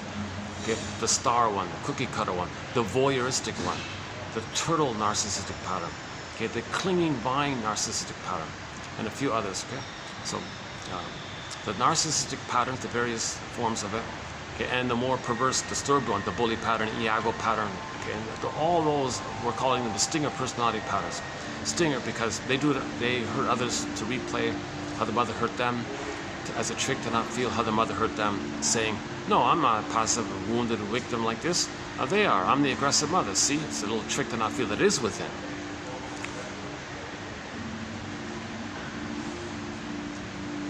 So the main emotions for the stinger personality patterns are, first of all, they give up on emotional development, the quote-unquote more human side of being human. Okay, so they'll have contempt for tenderness, affection, care, considering others as empathy.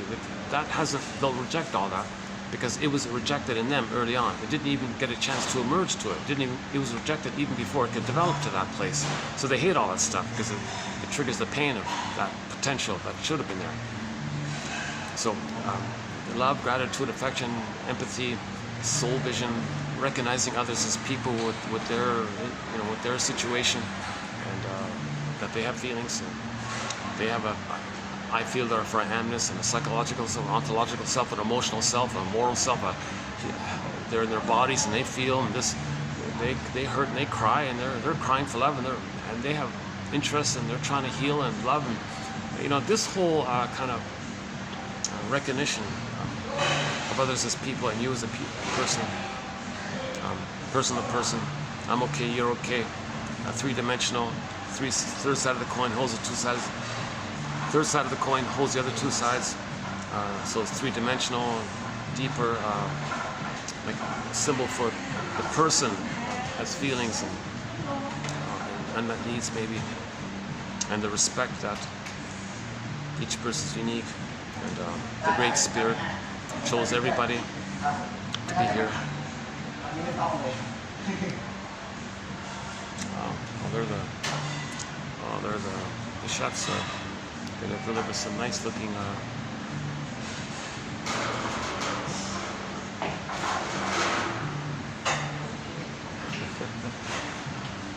looks like they're preparing for some kind of, there must be some kind of event taking place upstairs. Oh yeah, I noticed that. Yeah, the kitchen here serves the restaurant here and the special events on the third floor.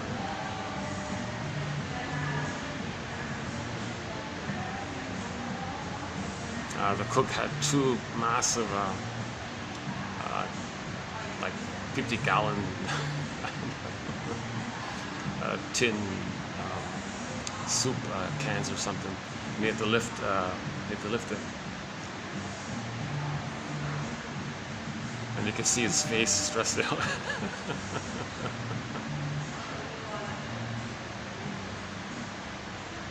Maybe thinking, I've done this so many times here, I gotta do it again.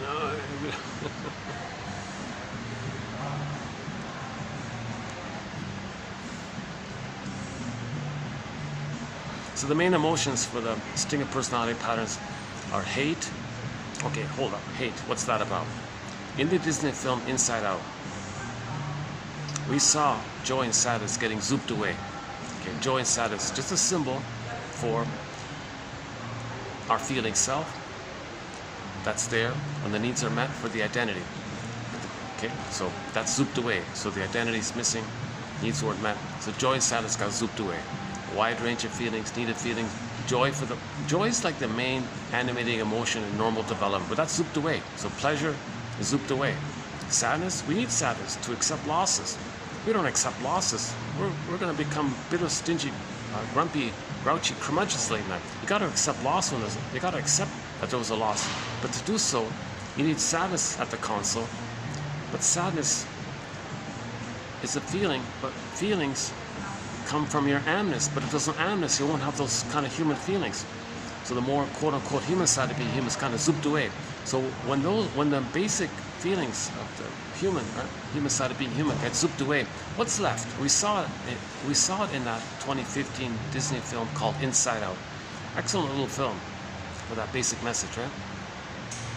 So you saw the two categories of feelings, like the thrival, like the humanist, got zooped away, and the other feelings are more about like physiological sensations of the stress response, of the survival mentality, the amygdala, the limbic system, because you're so traumatized, and your feeling self got squelched and down a tunnel, zooped away, frozen, petrified, turned to stone.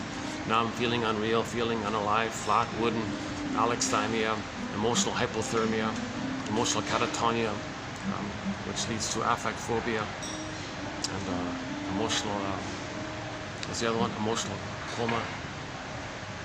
Emotional coma is one of them, yeah. A couple of others. Affect phobia, fear of new feelings. So that's the famous split, right? Your inner life is all frozen, but you can still develop in other ways. You can still get PhDs and medals and awards, but something's missing. We live to the extent that we feel. The feelings come from the amness, so something's missing. What's missing? Your amness. Who am I? That's the famous hero's journey, to find that amness. Who am I? That's right. Okay, 1 second.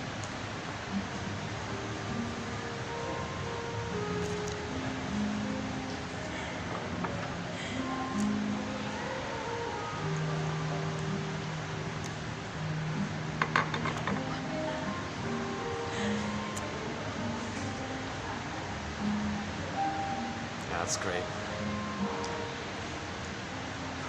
It took me a long time to find this place. I thought, really, is this true? This place is kind of mellow like this in the afternoon? Oh yeah. I like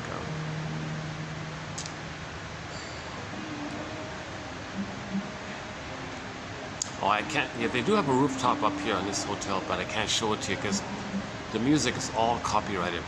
Even 1 second, I noticed. Like one time I remembered it's copyrighted music, so I withdrew. But the camera picked up 1 second of it. The whole video was blocked because it picked up 1 second of that copyrighted techno thumping thing that they play on the rooftop. But they got a nice view up there.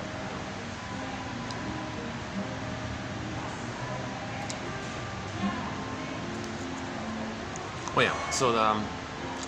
So this issue about hate, it's not primary. Hate is there because joy and sadness got zooped away. Then hate was there. Joy runs the console. Joy is the regular, driving, animating, normal emotion that drives the person. So joy can be, for our beingness, the serene, inexhaustible fullness of being. If you have your beingness, your embodiment, that's a joy. That's a kind of a joy like that. It's a kind of a pleasure. A kind of a genuine, natural pleasure to be in yourself, to be embodied, to feel real, to feel alive, to be connected to yourself, to make sense, to have that connection and animation and vibrancy of your embodiment. That's a kind of a joy, right? So that's the main animating emotion. And joy is reasonable. Okay? The wide range of feelings of you, you're reasonable because you can let sadness run the console to acknowledge the loss. And then when you acknowledge the loss, natural response to loss, part of it's sadness and all this. And maybe a blip, it might be a little anger for a little while, but sadness is the main emotion. Then after you acknowledge the loss, admit it, give it a time and a place, capture it, identify it, remember it, accept it. You gotta accept, mourning's about remembering, not just saying get over it, brush it off, didn't matter, who cares anyways. Oh, that's, I guess here, 1 second.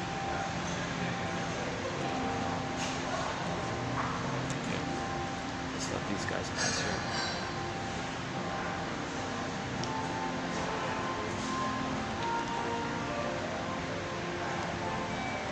Oh, what? Oh, a little bit of a relief. I think they changed the music above. Yeah, it's nice, a little bit nicer now. It's funny, before coming here, I checked out another hotel. I was in the elevator. What a relief. Oh my God, in the elevator, the screen there showed you all nature scenes.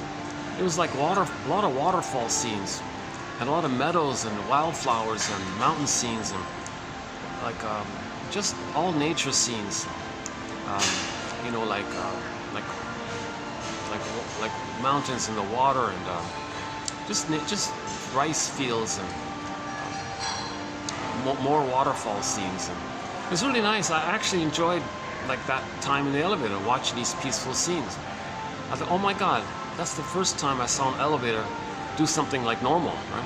Because in other elevators, they play this terrorizing horror music from some horror. They play like a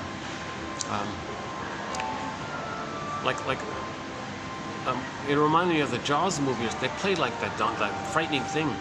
The moment you step in, instantly they shock you with some terrorizing thing. Now, why are you doing this? And my theory at the time was, last year when that took place, well, maybe they theorize it's a trauma bonding, right? You're going to attach to the place, or maybe they think there's anxiety between people. People might feel claustrophobic in the elevator. Well, if they're all distracted on the thumping on the screen there, the dangerous, scary scene, maybe they distracts them. I don't buy that. I prefer what I saw this morning. Play those beautiful nature scenes, those natural scenes. It was just nature scenes. Like a lot of lakes, like lakes. I think there were some fishes, tropical fishes. What else? Snow-capped mountains. Sunsets and sunrises and things like that. I wanted to see the whole thing. I wanted to watch the whole reel.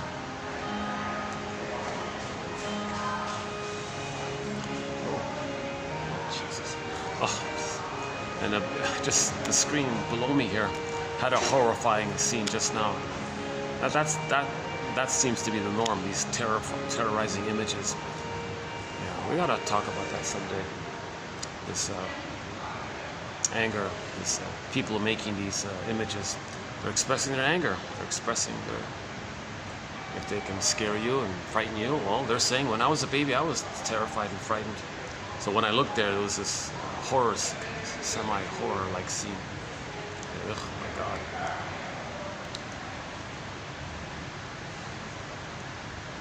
Okay, the main emotions for those with the single personality pattern or the narcissistic personality patterns in its various forms and versions are hate, as just mentioned. Okay, back to hate again. Hate is an expression of unmet needs. The needs for a secure attachment style were met. Pleasure, feelings, joy, and sadness got zooped away. Hate is there. So hate is there because the needs for a secure attachment wasn't met. So back to that Althea Horner quote about the self-help seminar scam.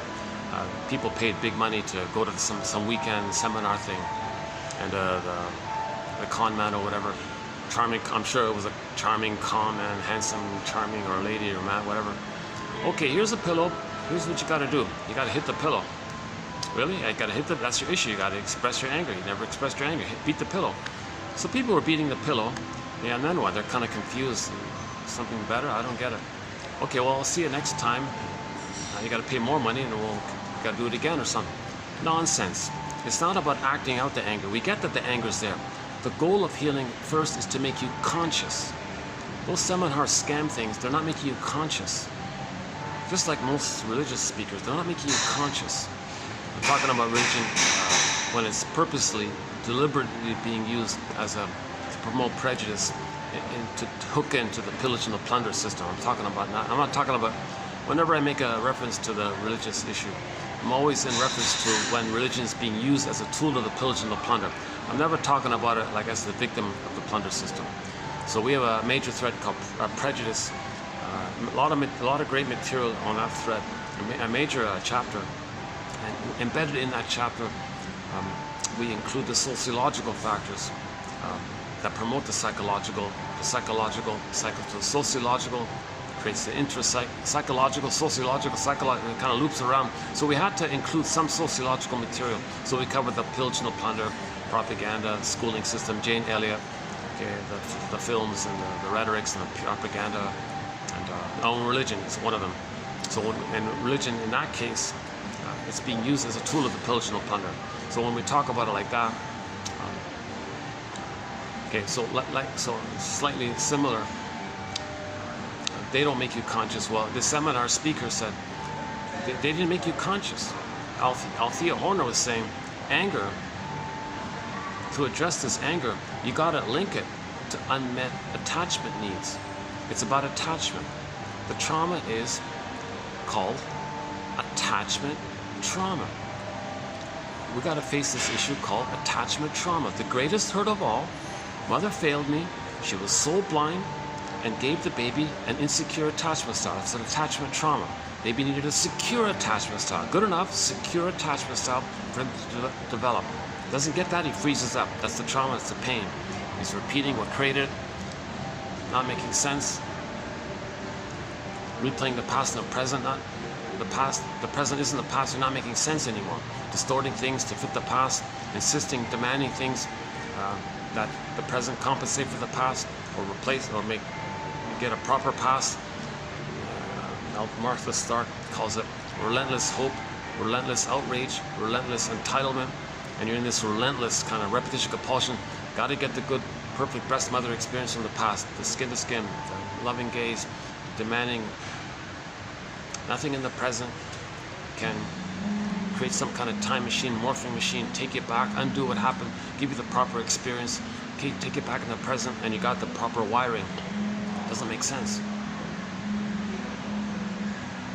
So Althea Horner was saying, yeah, good author, Althea Horner, we did her quotes recently. She says, you gotta make the link. That anger is linked to the unmet need for a secure attachment style for the child's emerging self. And there's your anger. Rosenberg, a guy named Marshall Rosenberg, his main catchline is, anger is an expression of unmet needs. That kind of summarizes it a bit. Okay, so when needs aren't met, joy and sadness get zooped away, anger's at the console. Yes, fear may be first, but the baby can't flee. Where's the baby gonna go? Baby's in a huge double bind. He's gotta go to his mother, but she's hurting him. Where's he gonna flee? He's gotta go to the mother, but how can he flee from that? He's in a huge double bind, so he's gonna be angry afterwards. So first he wants to flee, escape, run away. Where's the baby gonna go? He can't even crawl yet. He can't walk or go anywhere. Pick up the phone, ask for help, dial, for help or something. So then the anger kicks in. So anger is sort of the main emotion. Okay, and the character discussed, back to that film Inside Out, was mainly about distaste and dis-smell, and we saw that in the film. Now at the end of the film, there was the shame issue came up.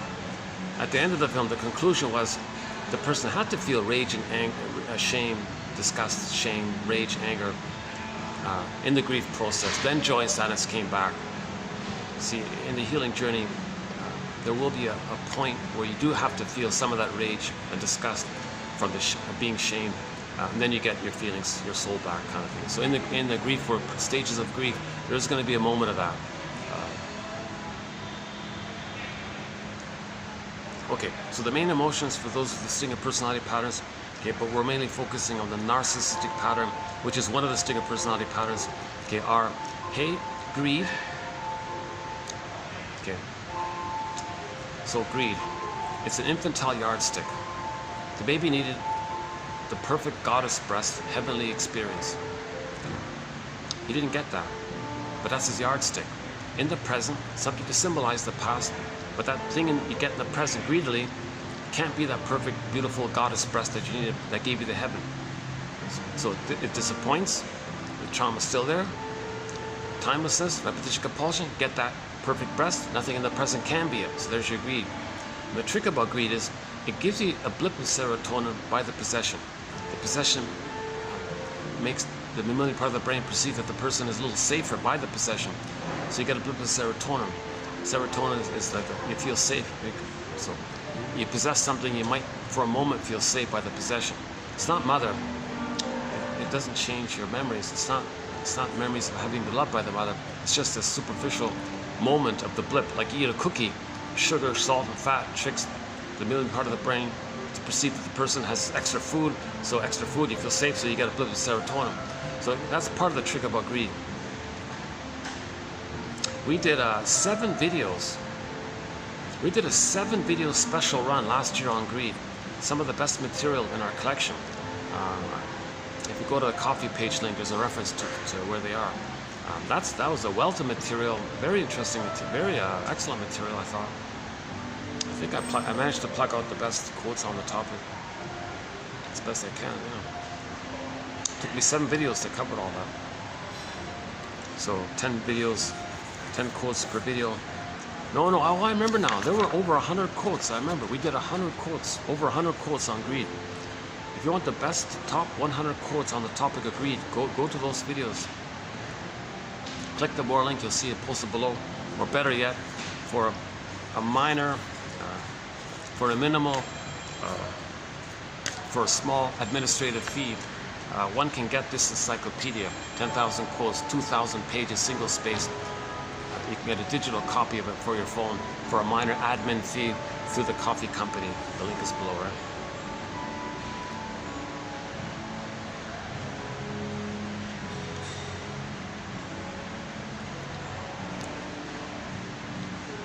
So when the baby's nursing, everything's going okay, he's in heaven.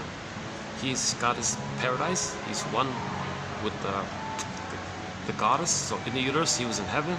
If he's breastfeeding properly, mother's loving gaze, skin to skin, tongue, he's in heaven again. So the breast seems to be the main one, I guess. Of the 3, I would think the breastfeeding would be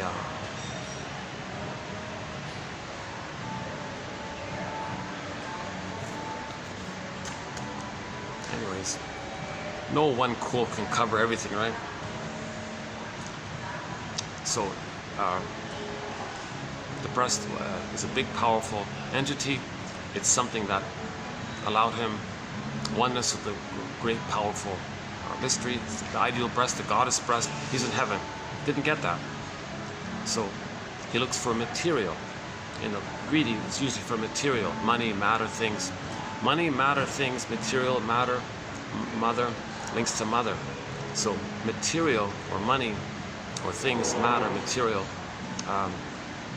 can be symbolized, symbols can be treated, the person will treat them as symbols or reminders maybe, or some kind of symbol or metaphor, representation in a symbolic way, because you want to transfer the mother onto the symbol and think the symbol can be the mother. So go for the symbol thinking you're getting the mother as your greed. So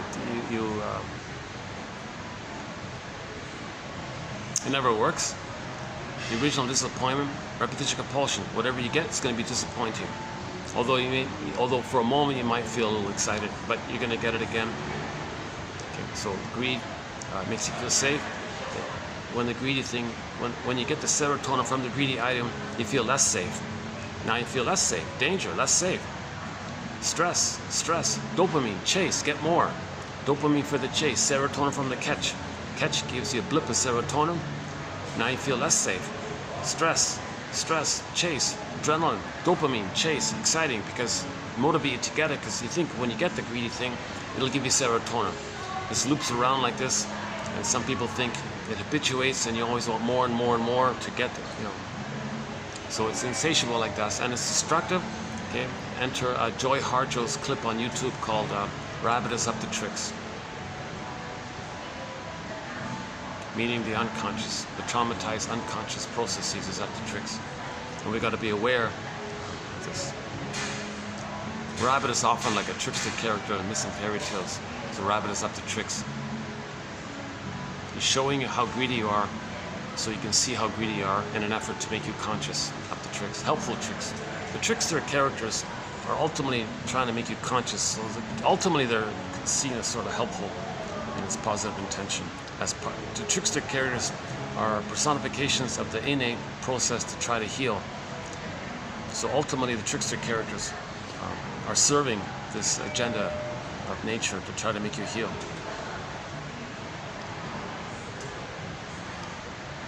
Okay, next main emotion of distinct personality patterns is envy.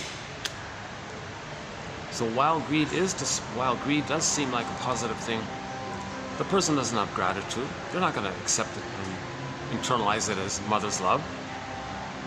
The thing you get in the present is not going to be a recording of an interaction with the mother, of being soothed and comforted by the mother. It's not going to work. So you won't be grateful. The yardstick was impossible. No thing in the present can be that perfect breast experience back in the past. Skin to skin, eye cut. You can't do it. So there's no gratitude. Plus the person never developed to a place of gratitude, so they don't have gratitude. But the underlying envy, underneath the greed is the envy. Shall I compare thee to an onion? Greed is like on the surface. It's about envy. Envy is the true sort of main driver of what's going on here with the narcissism and the distinct personality patterns. Envy means the baby believed that his goodness was hated by his mother. He identifies with the mother. To have a mother, to have an attachment, to try to save her, to have her, to connect to her, to have a mother, he's got to imitate her. Back to the adhesive, glue, crazy glue, flipped over identification with the aggressor because he's so stuck and blurred there. And he's got to save her, he's going to imitate her. That's his connection to the mother. So he's going to imitate the mother, thinking he's trying to please the mother, save the mother. And so he's got to imitate her. Oh, look at that. Can you see the... Oh, I can't see it now.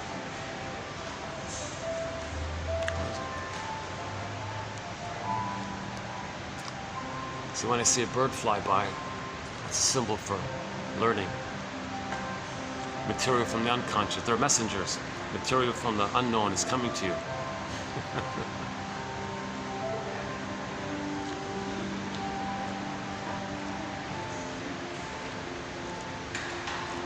So the baby perceives, the baby calls the breast the envy breast. The mother, the envy breast mother. Identify with that. To have that, they got to be envious. The original interpersonal baby in the breast lays down the blueprint which he goes by throughout life. So if the blueprint is based on the envy breast hating his goodness and he becomes the envy breast, then he'll see the goodness of his everywhere in the world. Anything that's seen as good, he's got to hate it. So he'll go through life hating anything that resembles goodness. And that's his connection to the mother. And that's sort of the main driver. So we did 2 very good quotes by Janice Lieberman, I think, 2 videos ago on envy. But we got a whole thread on envy. I think we did a 5-video special run on envy about a year ago as well. We got a lot of great quotes on envy. Mary Ashwin, the Ulanovs, Anne and Barry Ulanoff, the Cinderella book, the envier and the envied. Oh yeah, the envier and the envied, the whole area. Of course, Melanie Klein is in there as well. So the only way they feel safe is if they hate goodness. Goodness triggers what happened. They don't want to feel that. They feel safe when they imitate the mother, because the mother got some pleasure when she hated the baby's goodness. So they get pleasure when they hate goodness. That's called schadenfreude. So mother got some kind of pain relief or some kind of benefit, stress relief when she hated or used the baby, exploited the baby. Got some kind of comfort by that. Maybe used the baby as a teddy bear. So baby identifies with that. To have the mother in the attempt to try to be loyal to her, i.e. to try to save her, he's got to be loyal to her, he's got to imitate her, he's got to hate goodness. He'll see goodness anywhere out there and hate it. That's the true issue. Envy says to greed, hey greed, I don't care that you get stuff, I have no gratitude. So I don't care if you're going to be greedy. Envy says, do your thing, be greedy. Because you being greedy, actually I notice, is destructive. Greed is destructive. The envy pushes it. So envy is just like a little, greed is like a little engine fueled by a bigger engine called envy underneath it. So envy is sort of the real driver. And I remember about a year ago, I guess, or maybe 2 years ago, a famous short seller went on camera and said, you know, this plundering and pillaging the planet for a quick buck, short selling the planet. So the baby felt his mother short sold their soul, stole their land, gave them poverty. Mother did these awful things to them. Okay. So identification with the aggressor. So they become short sellers to communicate and be loyal to the mother who did that to them. So mother short sold their soul, gave them poverty, plundered their soul castle. So they plunder, pillage, give poverty, and short sell. So short selling means you get some kind of benefit when you wreck something good. So short selling means envy. Something's good, if you wreck it and you get a profit, it's called short selling. So some famous short seller went on camera, an older fellow. Go to yesterday's video about the valet. Was it yesterday? It was either, go to Edmund Burglar's quote about the valet. No, 2 videos ago. Go to 2 videos ago. Look up our quote about the valet.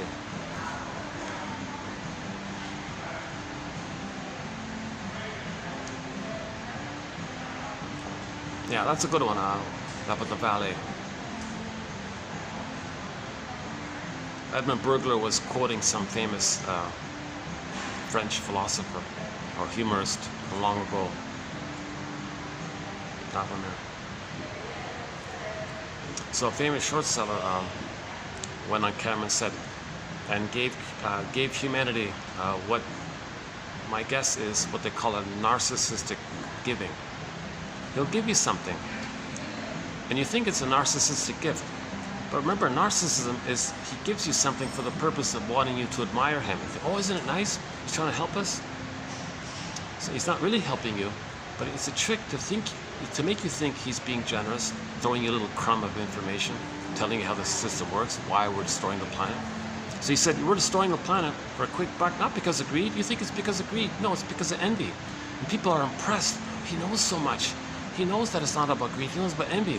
But so here's the question: is he really trying to be helpful, or is he just kind of saying it to look impressive and you admire him? That's called narcissistic gift.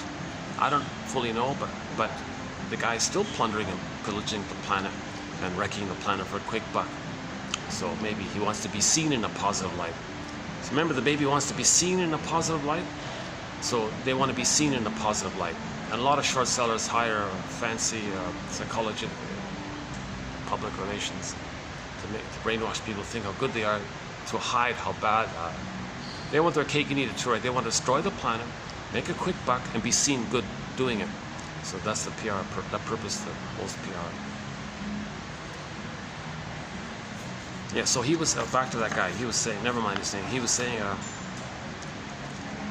you think, you know, we fooled you with all those old movies, greed is good, it's all about greed, greed, greed. You think this is the issue, the problem, where we're just so greedy, voracious, didn't get mother's love, still trying to get mother's love. We were disappointed with mother, material means mother, get more material. Did that translate to mother's love? No, do it again. Repetition compulsion, do it again. Repetition, that's greed, and it's insatiable, timeless, infinite. And you think this is why we're destroying the planet, because the greed is voracious greed to get mother's love in the past. Okay, the bottle was used, and we were traumatized, disappointed. We were trying to get the positive breast milk and nerve line and warmth and soothing and smells and sensation, interaction, skin to skin, eye, loving eyes. So we were greedy because we didn't get it. Repetition compulsion, try again, didn't get it, try again. That's greed coming. You think this is why we're destroying the planet? No. That's just a tool for the envy. The baby felt that the mother hated his goodness. So the deeper issue is, to have a mother, he's got to hate goodness. The greed is a superficial mechanism of the repetition compulsion to get it. But there's a deeper feeling about your identity. Okay? So envy is about like an identity thing. It's a deeper core thing. Envy is about the emptiness of your identity, losing your soul and all this kind of thing. Mother being soul blind, you don't see your soul is dark, it's lost. So this area, Leonard Shengold has a more dramatic phrase for this. Greed sort of acknowledges that maybe something could be good. Envy's they're more enraged, and they don't want to acknowledge goodness. And that's the connection to the mother. So it's a deeper, more primal thing.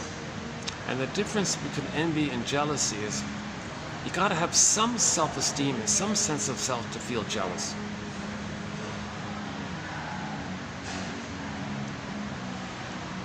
Jealous just means you have something, you feel badly if you lose it, you might get angry, but you still have an identity, so you don't freak out too badly. You're just a little angry, but it's not about your identity. Envy is a much more aggressive area, because your identity is at stake, you think.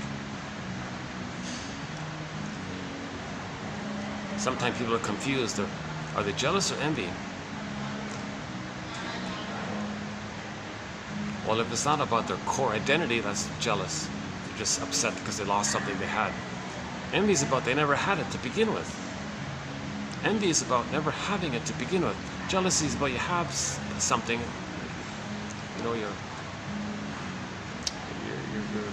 girlfriend chooses another guy, or you might be jealous and upset about it. But you're not too freaked out too deeply. You just try to learn from it. Gee, what's his bag? I played this song, What's Her Bag? Yeah, on the topic of jealousy, I remember playing Katja Epstein's song, What's Her Bag? I played both the German and English. She sings it both. She sings both that same song, What's Her Bag? I forgot what it is in German. That was a while ago. What's her bag? And whatever that is in German. So she sings that song originally in German and in English. I played both of them, both copyrighted. Oh my God, even that. So I couldn't play that anymore. But she was saying that she liked the guy, but he left her for some chorus girl or something. What's her bag? What has she got that I don't have? Really? We're equal. She's some kind of silly bar girl or something, and you're attracted to her, and you're dumping me for her? What's her bag? What has she got that I don't have? Are you in a midlife crisis? Or she was a little jealous, but she wasn't envious. She kind of accepted it and just tried to process it. She wasn't envious. She kind of accepted it, but there was just a little playful admission that she's got something that she doesn't have. Yeah, what's her bag? What has she got that I don't have? Just a lighthearted kind of song. That's kind of like in the jealousy area. Envy would be much more angry.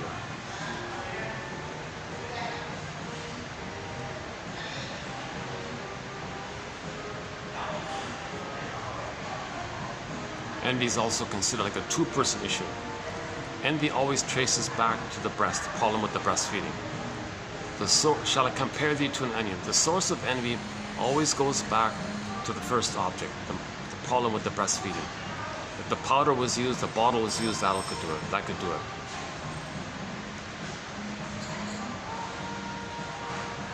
So envy is code for mother didn't breastfeed properly. Mother wasn't around, didn't want to be a mother, all these things. That leads to envy. That quote was posted recently. I think it's 2741, the one by Lieberman, that one there, Janice. That was a good video, 41. 2740, you want a good video? You want a very good video with quotes? Well, they're all excellent videos, but I thought that was pretty good, 2741. There was some really gutsy, some good gutsy quotes by Bergler about humor, the Lieber one, and the Pines one is in there. That's mainly the skin contact. So that video was jam-packed with great insights. That video, 41, 2 on envy, 1 about the Pines one, the skin one, the non-verbal communication that leads to differentiation. If that's missing, identifies with aggression, doesn't ever knows himself. And the 2 at the end by on humor.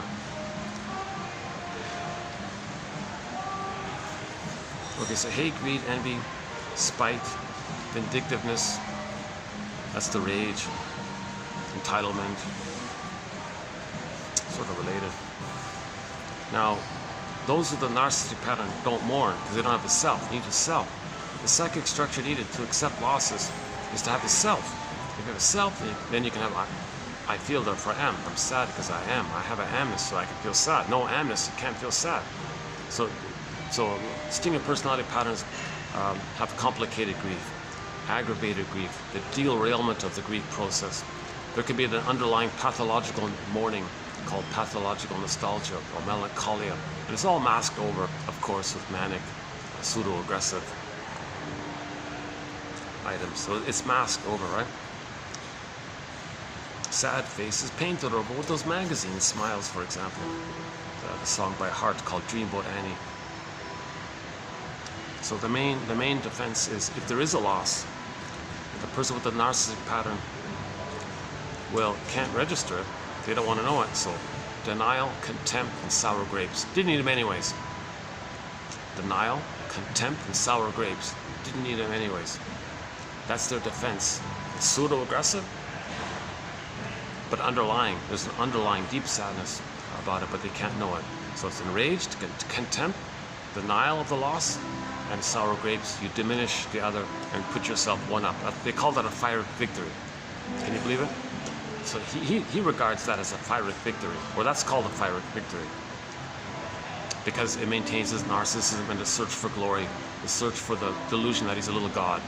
That's his Ferenczi victory. But it's a bigger loss. The real loss is bigger because it's just getting older and getting older. That's more loss of time. Okay, I mentioned already the constant search for the infantile megalomania. So the prestige and the fame and the glory and all this. Cynicism gratifies it, dark humor gratifies it. So the underlying shame self to see unto others, they always want to see others in a negative light. That puts them in the one-up position of the mother who shamed them. They see them onto others. So that's what all this dark humor is. And so they hate emotions, they hate feelings. Somebody shows an emotion of tenderness, of trust, oh, you mock it. Feeling sad, get over it, mock it. So they'll ridicule, mock, be bombastic and aggressive, because they can't see it. They can't know that kind of thing. They can't know the human side of people. What, empathy, gratitude? Oh, there's no empathy, there's no trust. You got it. And they'll have all these negative philosophies about life and the world. They're often usually nihilistic types, philosophies, glass half empty type of philosophies. So my greed or your greed. So those kinds of philosophies are a symptom of trauma.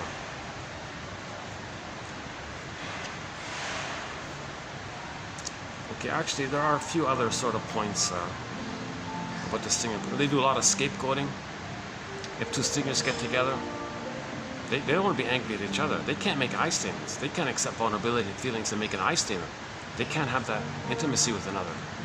When two stingers get together, they just take turns playing big shot together. Okay, you get a turn playing little god, I get a turn playing little god. Any kind of feelings that come up from their past or towards each other, no. They'll identify a third. That's the emotional triangle family systems theory that Murray Bowen talks about. They'll invent a third, identify a third, make it up. They don't care. They have to have someone to hate, shame. That's the scapegoating issue. So they'll identify some third, some safe third, okay, and they'll say they're no good, they're bad, and we hate them, and they're no good. So that's their own shame and rage. They'll say they have that. Now, if the two stingers are a couple, if they're married, they do it to one of their children of scapegoat hunger. Stingers have a lot of double thinking. Remember, all of this is perverse thinking. Part of the perverse mind that's underneath, the psychotic mind underneath their rationalizations and lies and charm even. That's the funny thing about why so many people in the narcissistic pattern have this kind of aggressive charm. It's like the seductiveness of the regression. There's something about, Fairbairn talks a lot about that the bad breast in the child's brain is split into the alluring breast and the rejecting breast. So the alluring breast is the seductive breast. So those in the narcissistic pattern with that splitting can be come from that because they identified with the mother somehow. So they've learned that what the mother did was that there was a promise and a hope and a seduction, enticement. That mother was going to be promising. So maybe some charm, maybe from the narcissistic type of charm. Poverty of the English language, just like the word love, we need more terms for that word love, like transference love versus like genuine love. Maybe charm is sort of not a problematic area as well.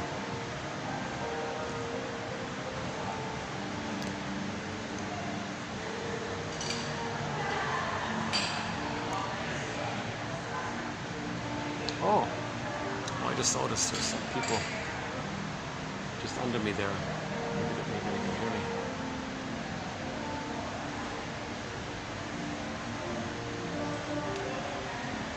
Should I move? Let me just do a little shuffle here. Hold on a second.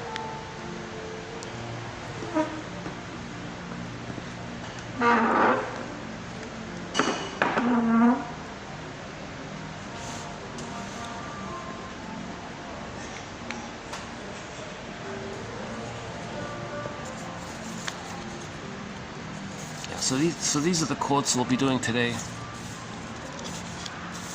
So this is pretty typical for a video. Is it showing up here?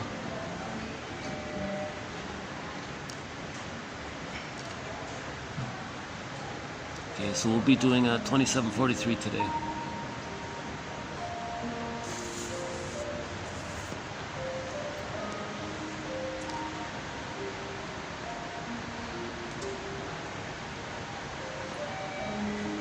Occasionally, it's funny. Occasionally, someone will sit near me and they want to eavesdrop. If I don't notice, I don't care, right? But sometimes I notice it. I feel like, what's with all those lights? Oh, it's just part of the thing.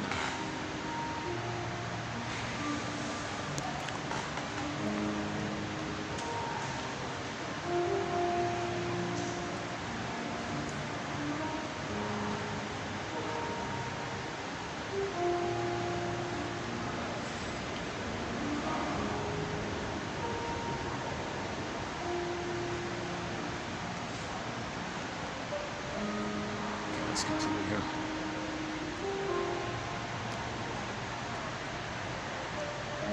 Yeah, we don't have a thread on the whole tattoo issue. I'm thinking maybe in the future I'll see if I can pick up some quotes about it. We don't have a lot of challenging topics. Unfortunately, I haven't yet kind of tried to tackle yet. So I'm sort of trying to establish some basic threads here. So we have 60 e-booklets already, right? One of the e-booklets is on the topic of the narcissistic personality pattern. So we don't need to run through the basic traits of it, right? We know about it. Relentless entitlement, don't care about others, utilitarian, part object relating, useful, fine, otherwise, who cares? They don't have empathy. Or the mother didn't have the soul. The mother was soul blind. So they'll be soul blind to themselves and others. That's like how narcissists and Peer Gynt, they were soul blind to Echo and Solvik respectively. So they don't have empathy or any recognition of their humanistic or feeling. It didn't register yet. There's no appreciation of that. There's a pain around that, but it's bombastically masked over with an aggressive, demanding justification. Then you use your philosophy and PhDs to create cherry picks, distort information to fit some kind of layer of thick lies, to hide the woundedness underneath.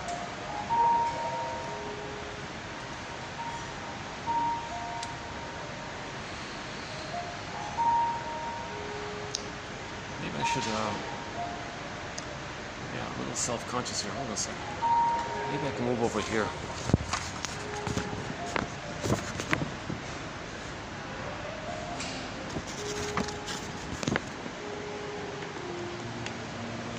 Oh, that's better, yeah. How's the lighting here?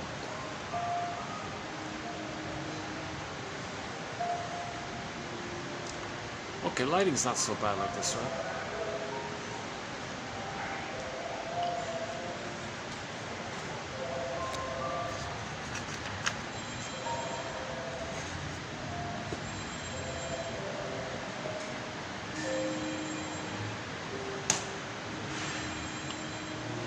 Okay, I think we're better off this way. Let's do it this way.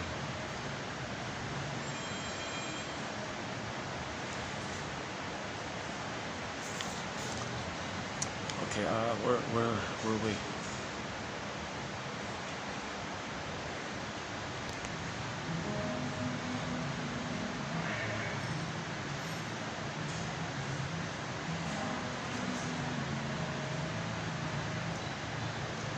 How do you like your eggs? Let's see. How do you like your eggs? I don't know, I'll just show it to you. Can you see it? I don't know.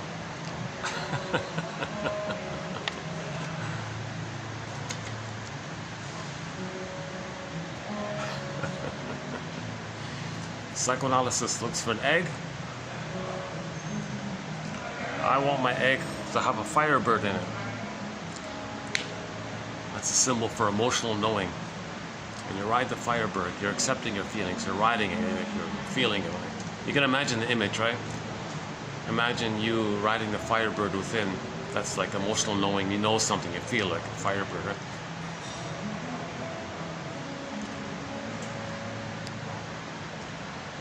What else was there? Hate, greed, envy, injustice collecting. Yeah. Berger calls it injustice collecting. I think it's generally called grievance collecting. Relentless entitlement, relentless outrage. Again and again and again, they're counting and they feel entitled, more disappointment, more entitled, because the baby was sort of entitled. The baby had the right to get mother's love, and he's stuck there. So he's entitled, because he's stuck there. See? Now we don't say that about the baby, but we can say that he is generally entitled to mother's love, but didn't get it. He's stuck there. So he applies that broadly. Oh, I'm entitled to get this. I'm greedy. I'm entitled. He's outraged, entitled. Relentless hope fuels this as well. What's the other one? Well, the double think. We did the double think, right? So those distinctive personality patterns, when they are negative towards others, to replay how the mother had been negative towards them, or when they're envious towards others, to replay how the mother was envious towards them. They may feel a little badly by that.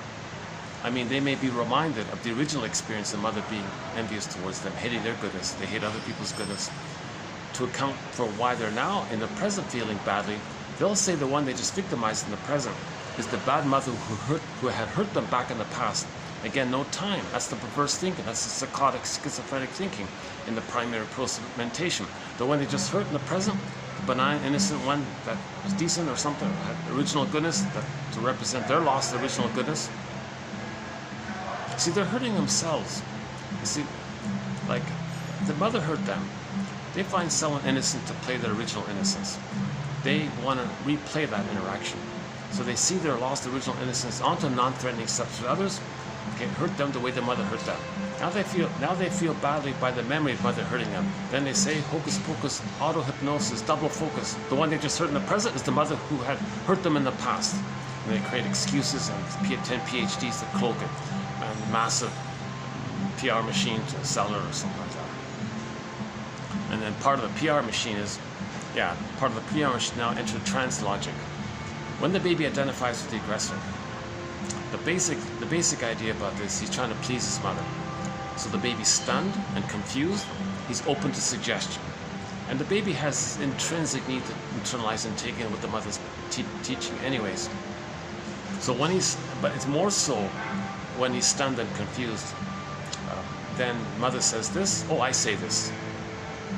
So that's trans logic. So later on, the whole advertising propaganda machinery mechanism, according to one hypnotist, is kind of a bit like that. They confuse you with something, then you're open to suggestion. Then the salesmen or the PR people say, oh, it's this. The listeners want to please them because the prototype is the baby wants to please the mother. So when the people in the present, the sales or PR say, they confuse you, what's going on? Oh, it's this. You unconsciously want to please the hypnotizer, the sales PR. You want to please them, so you believe it. So your voice becomes their voice.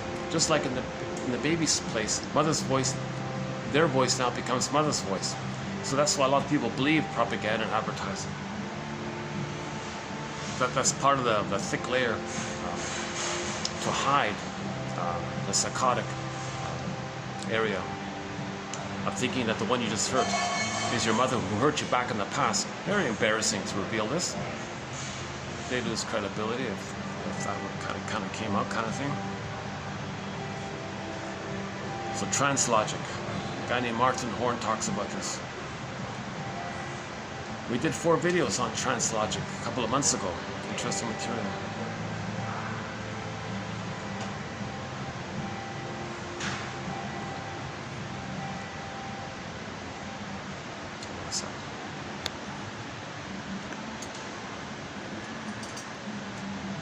Let me get my bag here. Hold on a second.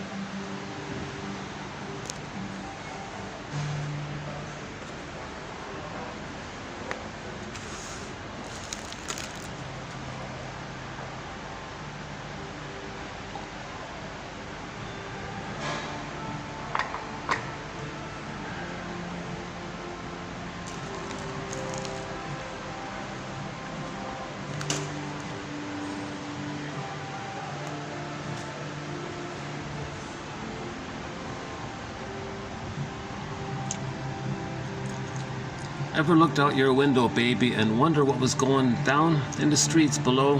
Heaven knows I'm a refugee from the mansion on the hill, and if you won't leave me, I'll find somebody who will. That's from the song If You Won't Leave Me, I'll Find Somebody Who Will by Warren Zevon, the singer.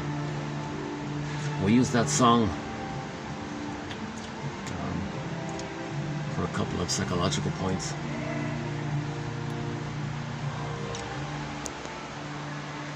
So we use that song when the clingers replay how the mother emotionally abandoned them. The person chooses women who will abandon them. Uh-oh. This is a copyrighted song, right? Lean on me.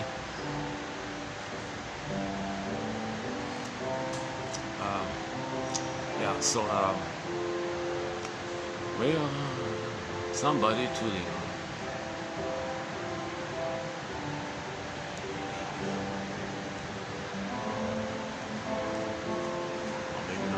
It sounds a lot like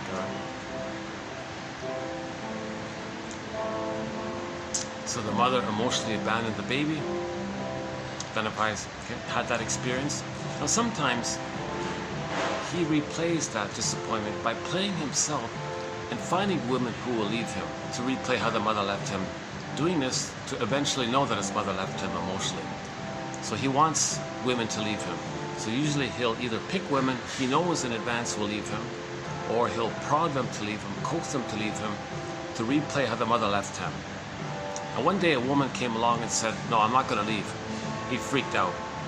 He under the stress of that, he regressed to the aggressor place and then left her. The way, okay.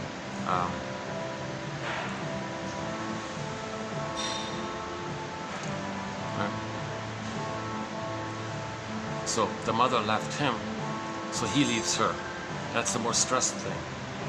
But in the clinger personality place, you still play yourself and hope somebody, and you want to replay how the mother left you. So the two ways to know the past is like the passive way and the active way. Trauma before 18 months, it's the sadistic active way, where you treat others in the negative way your mother treated you, and that's a mirror for you to know how your mother treated you. The more benign way is the clinger, pleaser, caretaker way, when there's trauma post 18 months but before 36 months. So they were still abandoned by the mother, so they choose partners who will leave them, abandon them, or coax them to do so, expect them to do so, which puts a pull on them to do so. Self-fulfilling prophecy, that's what they're trying to recreate. Now one woman said, no, I'll stay here. That stress put him back to the stinger place he left her. Then went back to the clinger place and chose women who will leave him. If you won't leave me, I'll find somebody who will. A genius song, an excellent song in our soundtrack. One fun thing that I like about this material is that we have a song that kind of links in to most of the topics here.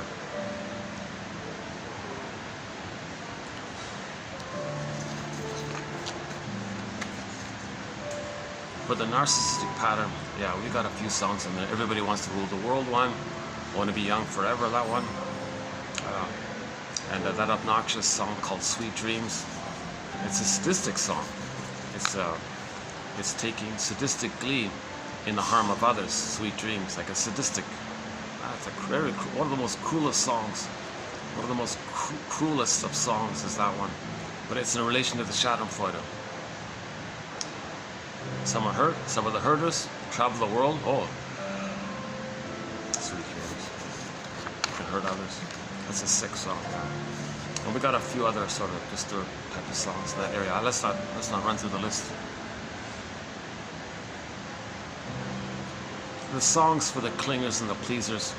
Martha Stark uses the song by Dusty Singfield, hoping and pleading and begging and hoping that relentless hope. I've been using April Wine's song called Won't Walk Down That Road No More.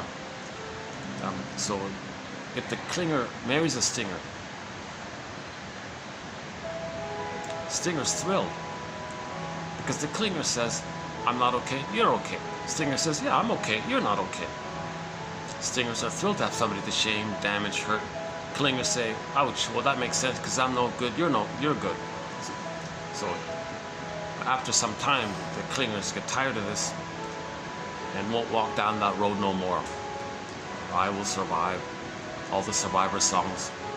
So I've been playing Glee's cover of I Will Survive. The Gloria Gaynor's I Will Survive plus the Survivor.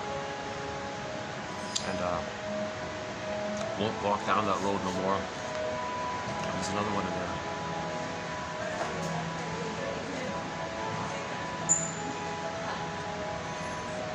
Oh, that's a little group coming out here. Hold on a sec. Seniors kind of group here. They're discussing amongst themselves. Is this the right floor? No, wrong floor, they're saying. I think they're meant to go up to the, oh yeah, on the third floor. There must be some kind of function there.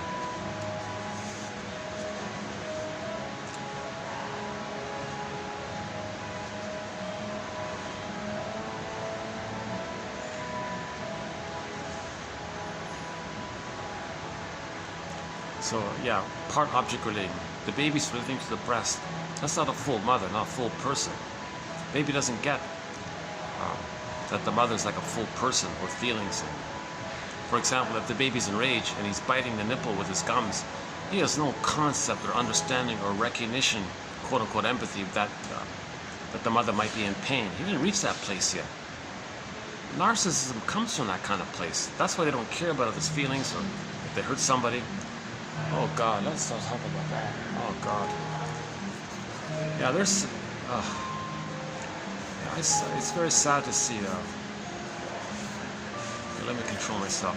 Yeah, I'm posting this in the year 2023. As part of the pillage and the plunder.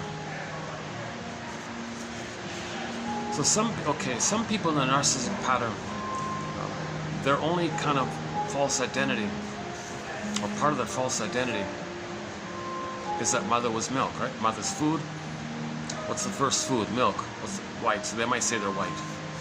No, they're people with a shade of beige tone of skin, or maybe a shade of brown tone of skin.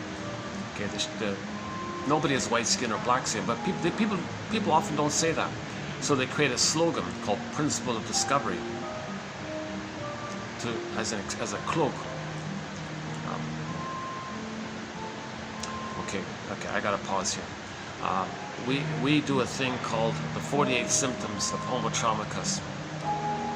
Okay, the truth is, I did see some sad images of murdered babies lying flat on the floor, bleeding and bloodied and bludgeoned, just lying flat, and they're just being murdered. I don't know what the numbers are. Some say up to 20,000. And there's like so another thing is, we have one quote on the CIRC issue. That barbaric, savage violence should stop. The babies shouldn't have that. That shouldn't be going on. But religion is a tool of the plunder system. So religion says it'll do that because it fuels the plunder and the pillage. To enter a Bruce Cockburn song, the world was. Now back to Bruce Cockburn. Okay, so Bruce Cockburn has a song called "Stolen Land." So there's a studio version which glorifies the subliminal message of the prejudice, the world. So his line is, the main line is, when are you going to realize that the world wasn't only made for those with a shaded beige tone of skin? But here's the issue, nobody says that. Well, very few people say that. He said whites. But the unconscious doesn't know negatives. So he got an award, an officer of the pillage and plunder system. I think I'm guessing maybe for that. But that's just a cloak, and the slogan is "Principle of Discovery." If those with the shaded beige tone of skin, i.e. quote white, nobody's white, nobody has white skin, that's the issue. But milk is white, so it's trauma, they identify, they merge. Maybe a baby is one with the mother, what's the mother? Milk, food, white, okay, milk, white. So they're confused, that's psychotic. Nobody's white, you're a human being with a shaded beige tone of skin. But a lot of people are traumatized so severely, they identify with whatever they can. So I guess all they got is the powder stuff or milk, that's white. But they're not that. You're a human being with a shade of beige tone of skin. Jesus Christ. But when you're operating from a psychotic world, remember the cat in Alice in Wonderland? All those beliefs and thoughts in that Alice in Wonderland world, it's mad, it's perverse, it's psychotic, it doesn't make sense. There's no conscious logic in there, right? That's why if you talk about it, you sound sounds so psychotic. It sounds, but that's what's driving, that's what's pushing us. These psychotic things. But it's masked over, and you don't believe it. I can't believe that. But think about the iceberg metaphor. Most of it's under the water. We don't see it. So principle of discovery. If those with the shade of beige tone of skin find something with those with the shade of brown tone of skin, well, it belongs to those with the shade of beige tone of skin. That's what the mother did. The baby had a soul castle, a land. Mother stole it. Mother stole baby's land, emotional land, psychic land, moral land, ethical land, identity land, soul castle land. Mother stole it, plundered it, pillaged, took it. Identified with the aggressor.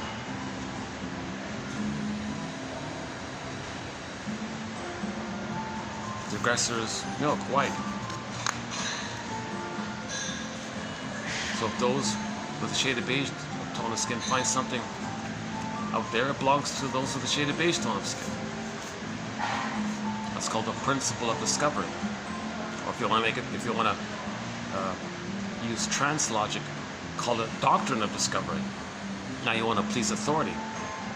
Authority says this, you're confused. Okay, I believe what you say. Baby wants to please the parent, so the public wants to please the guy at the podium saying such a thing. Or speaking from a window or something. Yeah, speaking from a window and the people are below, right? Below, mother, breast is above, mother's above. Okay, I can't give you a snippet of that because it doesn't make sense if I don't give you the full package. So the full package, the most recent run through of this full package that I'm referencing is part 3 of the video 2725. If you can kindly refer to, if I can kindly refer you to 2725 part 3 of 3. We did a 7.5-hour video. If I'm not mistaken, it was done in this venue right here. 7.5 hours here. Or wherever it was, never mind where it was. And I ran through the 48 symptoms of homo traumicus, the prejudice, the plunder, destroying the planet, short selling, quick back, and breaking the ecology. And this whole list of 48 symptoms of homo traumicus, the premise being we're homo traumicus, homo short sellicus. We did it to ourselves accidentally 10,000 years ago with the mismanagement of our discoveries in the serotonin, stress, panic, greed, so we became homo short sellicus. One guy called it homo economicus. We're all homo sapiens from our previous state called homo bodoensis, one family, all Africans, all cousins, but we settled in different places. While we were in different places, we roughly discovered the same things at the same time, I guess, but we became traumatized from that while we're in different places. But while we're in different places, some people lost a tan, some people kept a tan. So we use that as a symbol that those with the tan who maintain normal breastfeeding, they had more passion, more feelings. Envy, that's goodness. If somebody got love, passion, feelings, that's from the normal breastfeeding. But they had a shade of brown tone of skin, so that you associate their goodness with the shade of brown tone of skin. Those with the shade of beige tone of skin lost it due to a change in the breastfeeding, child-rearing ways, reference here Lloyd DeMoss, so they have more envy. It's not about skin tone, it's about breastfeeding and motherly experiences. So those who stayed in the Africa or sunny areas maintained the traditional feeding ways, so they got the goodness. Those in the less sunny areas, while they're losing the tan, got more traumatized by for whatever reason, by the change in the rearing babies. Again, Lloyd DeMoss. So now they have more envy. So they look at those with the shade of brown tone of skin. It's not about the shade of brown tone of skin. It's about that they got the goodness of being loved by the mother. There's some association that generally traditional child rearing methods were more or less maintained. Now it's hard to see because of all the pillaging and plundering and poverty created. But still there's that original kind of link that traditionally babies were held and loved and soothed and got a secure attachment style. So the goodness was there as a displacement, as a convenient projection. We transfer that goodness onto those with a shade of brown tone of skin. Now you're envious of that. Then you create a slogan. Well, if somebody has a shade of brown tone of skin, i.e. goodness, having been loved, well, it belongs to us. We've got to damage it. Because it was damaging them, They see their lost goodness onto those with a shade of brown tone of skin. Repeat what the mother did to them. See their goodness onto those shade of brown tone of skin. The memory is mother plundered their soul, took away their stuff, their goods. We'll take away their goods, their land, their stuff. And then Bruce Cockburn said the song. He did a double thing. On the studio, he said, when are you going to realize the world wasn't only made for those with a shaded beige tone of skin? But he doesn't use that phrase, shaded beige tone of skin. Now the unconscious doesn't understand negatives. Oh, so the force is from the unconscious. So he got an award, put him on a stamp. He's on a postage stamp, that guy. Now to give him some credit, he did the flip of it on the live album. He sang it in a more kind of emotional way from the victim side. So one is he's glorifying the psychotic side, one is he's supporting the victim side. So he kind of does both. So on our soundtrack, I'm only including the live version, him and the hand drum one. That had a little more feeling about the victimness of it all, and recognizing the conscious, realistic message. The world was made for everybody. Okay, enter Carl Sagan. So we do a clip by Carl Sagan. Really? Trillions of years for all the planets, billions of years, all this evolution? You think the Great Spirit did it just for those with a shaded beige tone of skin? Are you psychotic or something? So he says there's a fault in your thinking here, a fault in your reasoning here. We project our trauma onto nature, our original nature, project onto nature, planet nature, our original nature, and we repeat onto nature, outer nature, to how the mother treated our personal nature. That's what he's talking about, this repetition compulsion. Again, we're homotraumic. If we're repeating the thing with the mother into the present, symbolizing the present as a replay of the past, we're not making sense. And it's very destructive like this. And yeah, as I saw this morning, or yesterday, all these poor little missing kids, bludgeoned, bombed. And there's a real effort to hide it, and there's like $1 billion campaign to not let people see it. It's not staged, you know, these 20,000 people being murdered or whatever. It's not staging. These are genuinely little kids, just bloodied, face down on the cement, dying. People can't. All the hospitals are bombed, so they want to save them. And there's no electricity and water. And they're trying to. I think. So I'm posting this in year 2023. There's a thing to try to steal. That's funny because they already stole all the resources, so we'll just leave the people alone. What's the big deal? They already stole all the valuable resources in that land. There's only 2.5 million. We'll leave them alone, for Pete's sake. They've been there. Leave them alone. What they're doing is they want to scare them off. In the process of scaring them off, they're destroying their whole country and make it uninhabitable. So most of them are now homeless refugees in desperation. But in the process of scaring them off, they bludgeoned and murdered 20,000 people to scare off the 2.3 million to go away. If you don't run, you see what we just did to 20,000 of you? Well, you better run. Now they're all homeless and refugee, impoverished and all this.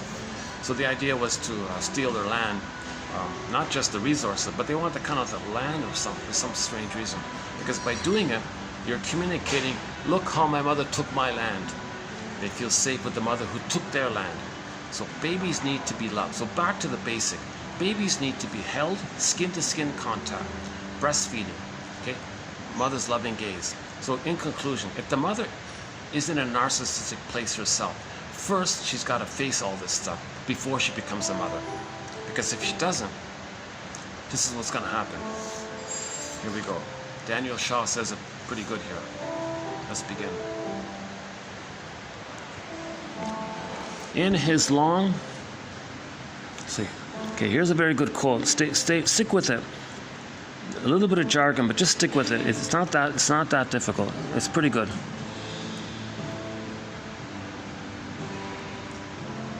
Am I getting it here? Sorry if you can't quite see it. If you click the more link, you'll see it below. Wow. Okay, sorry, I can't quite get it in. Okay, here we go. In his long, suppressed, extraordinary final paper, Confusion of Tongues, by Sandor Ferenczi. Okay.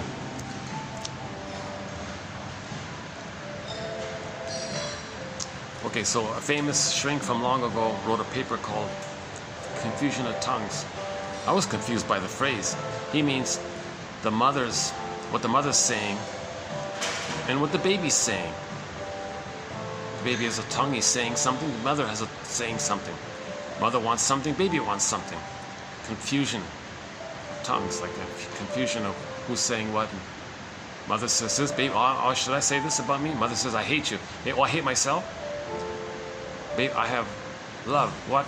Love? I wasn't loved. I can't listen to that. So the confusion of tongues. So this was his final paper. An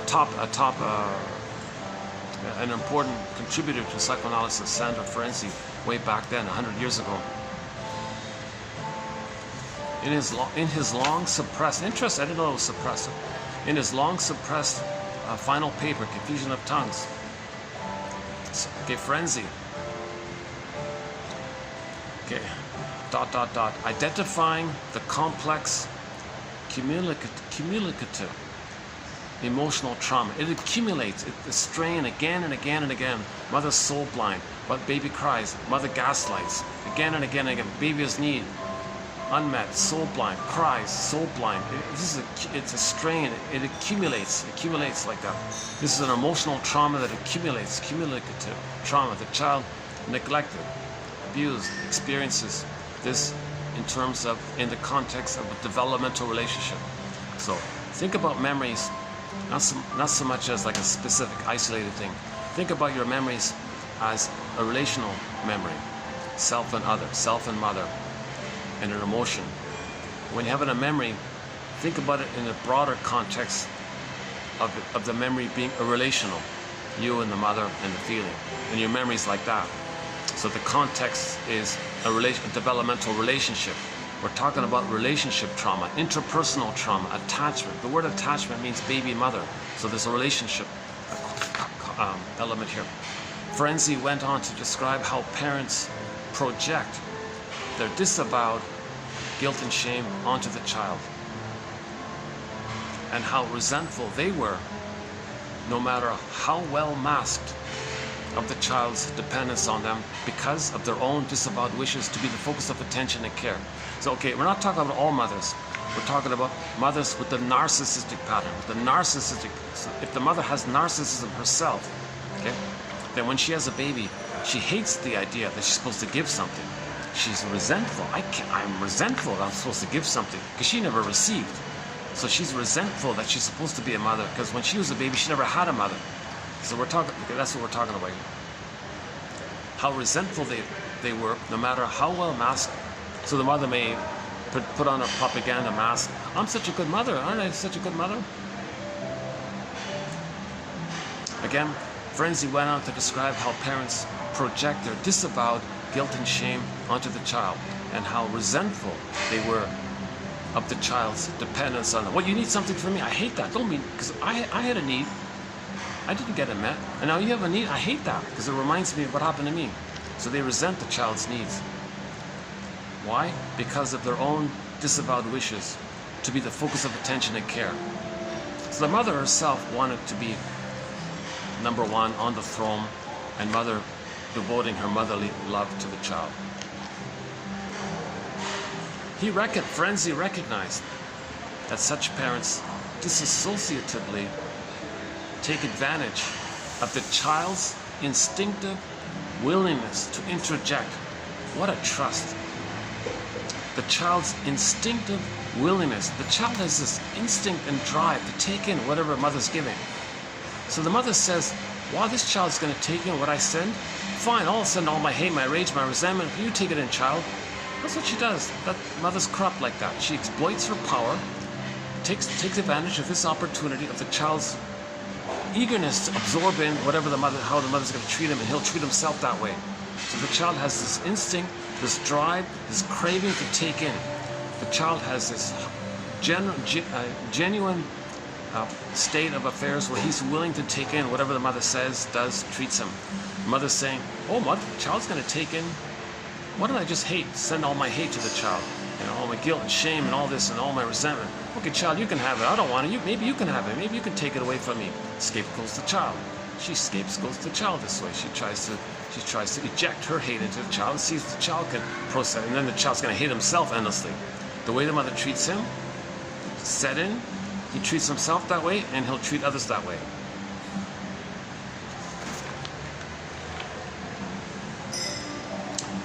The child, Ferenczi understood, does this by becoming self-blaming, self-loathing, and self-sacrificing. He becomes the caretaker of the parent while disassociating the awareness of his own needs. So the child doesn't know his needs anymore, right? Earth opens up, his authentic core gets pulled down into the underworld. Okay? Hell, shame. Hell is a metaphor for the emotion of shame. Shame is this burning, biting feeling. Baby's very shamed by this.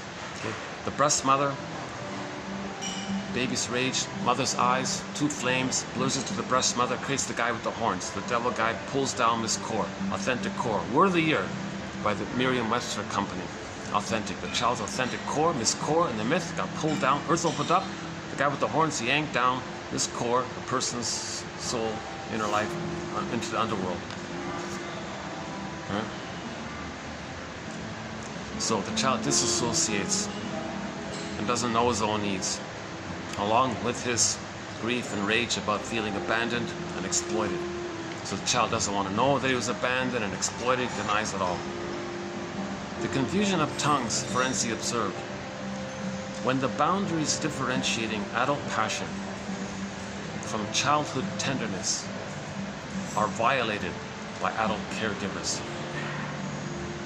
This confusion of tongues is one of the grossest possible examples of parental narcissism, the utter failure of the parent to recognize who his child actually is and what the child actually needs. This catastrophic misrecognition and misattribution is an extremely destructive and cruel rejection and betrayal of the actual child.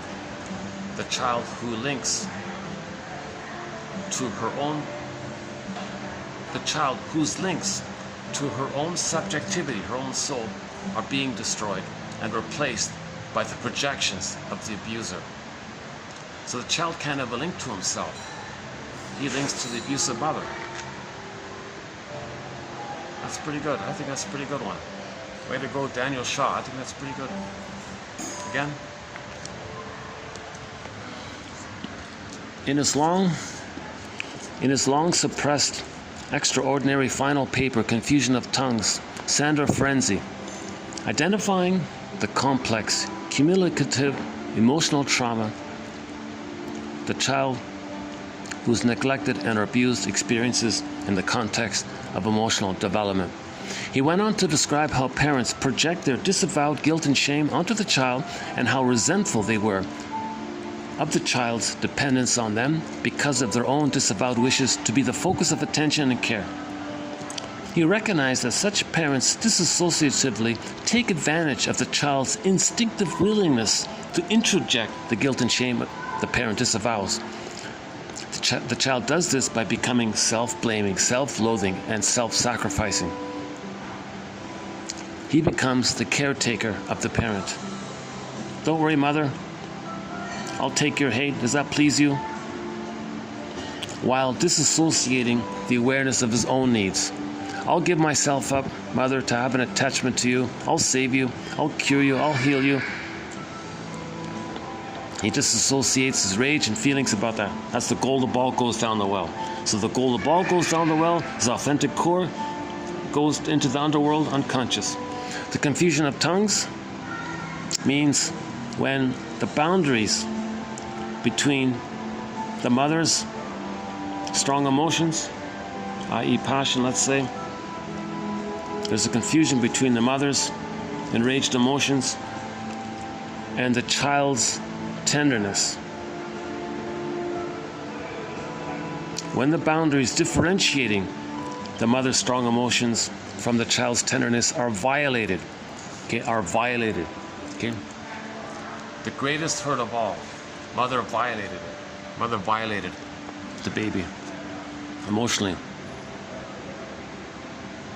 Mother failed the baby when she does this. It's one of the grossest possible examples of parental narcissism. So if a mother does this, she has narcissism. If a mother is soul blind and can't recognize and can't accept the child's dependency needs, tenderness, trust, and is so soul blind and hates that the child is in that place, then she has a narcissistic issue. That means the child receives her hate. Baby says, "It's okay, mother. I'll save you. You don't have love. I'll protect you. I'll hate myself. Maybe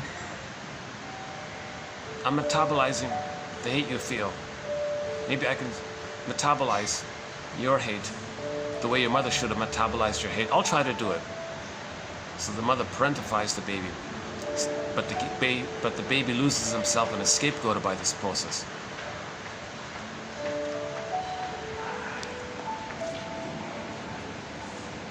This catastrophic misrecognition and attribution is an extremely destructive and cruel rejection and betrayal of the actual child. The child whose links to their own subjectivity are being destroyed and replaced by the projections of the abuser. So he has no link to himself and his soul. The image for this is a painting called Stepping Out by the artist Roy Lichtenstein. That painting has won the Golden Windmills of the Mind Award. Check out that paint. Look it up. I think it was a stamp even. Stepping Out by Roy Lichtenstein. It's sort of a cartoony kind of painting. And you'll see that lack of link. Okay.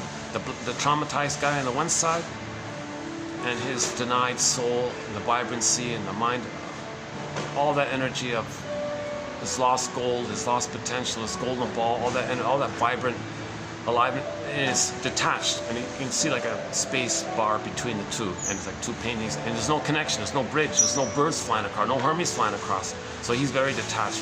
His loyalty is to what's causing him to be depressed. And we don't see that link, but we see the result that he doesn't have the link to himself. So that's why we need stories like Phantom of the Opera, That Uncertain Feeling, The Student of Prague, etc., to restore the link. Narcissistic parents, as Alice Miller in her classic book The Drama of the Gifted Child, 1981, pointed out.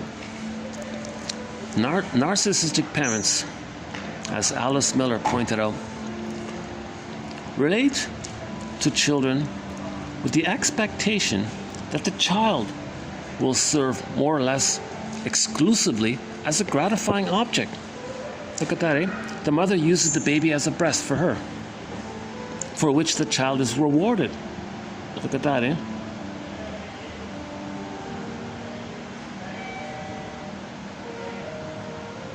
But the child is punished, not rewarded, i.e. unrecognized, for her efforts to assert her separate subjectivity. The mother only gives some kind of narcissistic giving to promote the regression of the child's byproduct of the child adhesively crazy glue sticking to her, and that's turning the baby into like a breast for her, or a teddy bear for her, or a soothing source for her. And the way she does it is, if the child has needs, squelch it. If the child's down and out, make the baby dependent on her. So when the mother's giving, the goal is to brainwash the baby to be dependent on her, so they never leave. The mother never leaves. This is called the electric complex. If it's a daughter, if it's the boy, it's the mother complex, or the Oedipus. Let's use the mother complex. Oedipus complex simply means the boy didn't get enough love to know himself, so he's fused, okay, intermarriage, fused, no father around. That's all it means. Again, narcissistic parents, as Alice Miller pointed out, relate to children with the expectation that the child will serve more or less exclusively as a gratifying object.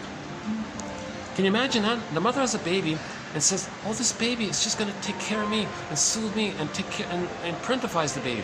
The mother has this entitled attitude. Mother's rights. I gave this baby life. It's my property. It's my thing to use. And she thingifies and treats the baby not as a person, but as some kind of source of comfort for her. That's what he's talking about. I think we had one quote where some narcissistic mother would charge into the little child's room or something and wake up, kid, I got to complain to you. I got to tell you something. The kid was saying, how can I comfort you? I don't know what to do. I'm only 3 years old and you're crying about what my dad did or something, and you're waking me up and you want me to soothe you. Like that's maybe a kind of example like that. Right?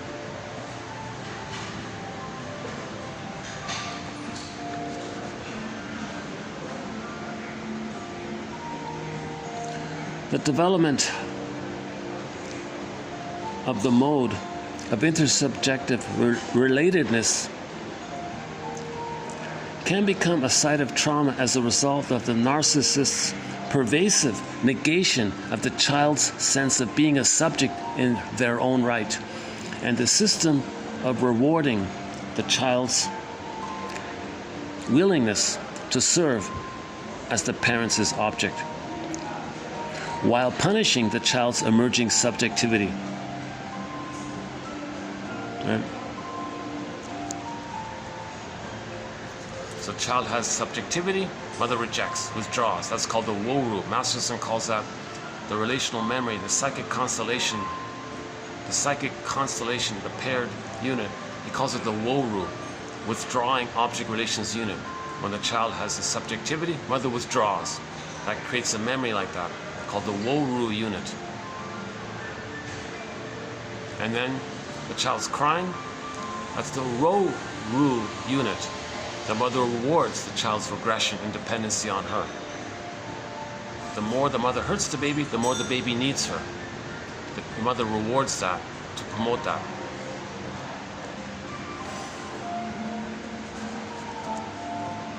For the developing child, the absence of recognition as a separate subject is felt as the presence of negation. Fairbairn, one of our mentors, William Fairbairn expressed this indelibly as follows, quote, "The greatest need of a child is to obtain conclusive assurance that he is genuinely loved as a person by his parents and that his parents genuinely accept his love. It is only insofar as such assurance is forthcoming in a form sufficiently convincing to enable him to depend safely upon his real objects that he is able gradually to renounce infantile dependence without misgiving. Frustration of his desire to be loved as a person and to have his love accepted is the greatest trauma that a child can experience." The greatest hurt of all. It's right there. The greatest hurt of all. Mother failed to give her love, and of course to accept the child's gratitude and love response, and that kind of loving rapport like that. I remember in the Danny Thomas show, some guy wanted to give something of himself, and it was a little awkward moment, and Thomas said, "You know what? You're giving something of yourself. I want to receive it." Right? Like he was acting like the child, and Thomas was like the mother. And the mother, okay, I'm going to accept the gift, because he gave that crude guy a gift. Thomas gave some crude a gift kind of, and he turned around and kind of returned it. So that's like the interaction that we're talking about. Mutuality. Reciprocity. Okay, this next one's by Jessica Benjamin. Reciprocity must be preserved as a condition of conceiving the ethical relationship in which, as Bernstein 1992 says, both self and other, quote, stand under the reciprocal obligation to seek to transcend their narcissistic egotism, unquote. For, quote, without a mutual recognition of the Aufgabe, German term meaning obligation or task, of searching for the commonalities and precise points of difference, without a self-conscious sensitivity of the need always to do justice. Hang on. Let's back up. I think I missed it. Hold on. Again, reciprocity must be preserved as a condition of conceiving the ethical, the moral, the normal, mutual, I'm okay, you're okay, two people or family, ethical, empathy, normal, you're a person, that's normal, ethical, in which one guy says, both self and others stand under the reciprocal obligation to seek to transcend their narcissistic egotism. For without a mutual recognition of the obligation of searching for the commonalities and the precise points of each other's uniqueness, without a self-conscious sensitivity of the need always to do justice to the other's singularity, then we are in danger of obliterating the radical plurality of the human condition. Yeah, so we're violating some basic natural thing in nature. A basic natural plurality of nature is relationships. Mother-baby is a prototype. But when there's trauma, I don't care about that. No, you're violating some basic thing in human nature, the human condition. So we want to transcend this egotism and narcissism somehow. So that's called, and when you do so, that's called reciprocity, mutuality. I'm okay, you're okay. So the thing is, you recognize your commonality, and each person does have some uniqueness, and you take that into consideration as at the same time. At the same time. So the focus is on the commonality, but you're not identical, you're common.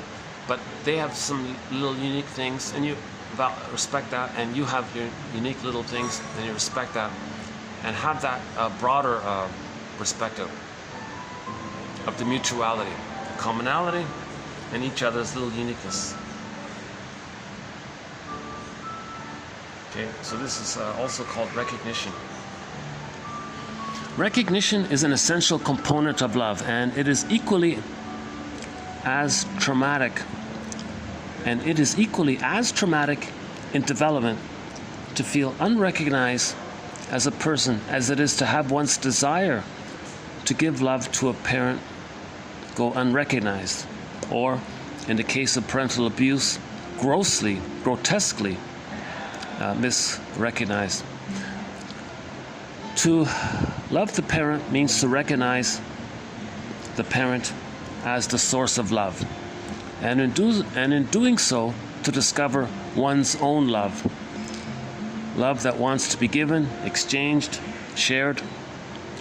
Unfortunately, mothers with a narcissistic personality mindset, they demand their child's love in a way that already contains within it resentment and rejection of the child. The child's expectation of being loved is already experienced by this parent as an unreasonable, selfish demand. Look at that, eh? The child's expectation of being loved is already experienced by this parent as an unreasonable, selfish demand. Look at that, eh? Can you imagine? I can't imagine. Can you imagine that? A mother has a baby, and the baby has needs, and the mother says, you have this unrealistic, selfish demand. How dare you have such a request of me? How dare you ask for something? And she's enraged that the baby has a need. Can you believe it? That's the narcissistic pattern of a woman, of a mother. The child's expectation of being loved is already experienced by this parent as an unreasonable, selfish demand and as an accusation by the child that the parent isn't giving enough. What? You're questioning me? Blasphemy, baby. How dare you think I'm not a perfect thing? Now, most parents, most quote-unquote good enough parents, feel a degree of inadequacy in terms of what they are giving their children, and they are constantly trying to juggle competing sets of needs, hoping to get their parenting somewhere in the good enough range. However, narcissistic mothers with a narcissistic mindset, these mothers cannot bear to acknowledge any deficiency in themselves, and so justify their resentment of being asked to give love by making it the child's own fault that love is being withheld. Yeah, baby, it's your fault you're not getting love. It's your fault. So he blames the child. So this is pretty good. So all of this we can also nickname the Jocasta style of mother. So this is Jocasta is Oedipus's mother was Jocasta. Electra's mother was Jocasta. So Jocasta means a mother who has the narcissistic mindset, the narcissistic personality structure.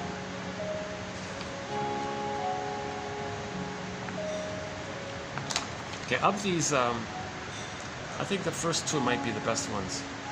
No, it's solid. I think this whole thing is solid. Don't you think so? Isn't this a pretty good description of narcissism, this one right here? And I just thought, as a little footnote at the end there, I thought, what does the child do by this? What's the byproduct? Mother hates him. He's going to hate himself. Maybe that child will grind their teeth. Grinding their teeth in a sort of anguished passivity. Anguished, enraged, sad, passivity. Baby's passive. Baby's grinding his teeth. He's angry at himself. For example, one guy, the client was not aware of his bruxism until the dental surgeon told him that he must be grinding or gnashing his teeth at night. So the guy went to the dentist, and the dentist said, "Wow, you must be grinding your teeth while you're sleeping." So I would think that maybe somebody who has bruxism, or someone who grinds their teeth a lot or something, maybe that's them what is it again? Self-hating themselves. What is it again? Self-loathing themselves, self-blaming themselves, self-sacrificing themselves. Mother hated them, he hates himself. So he's attacking himself,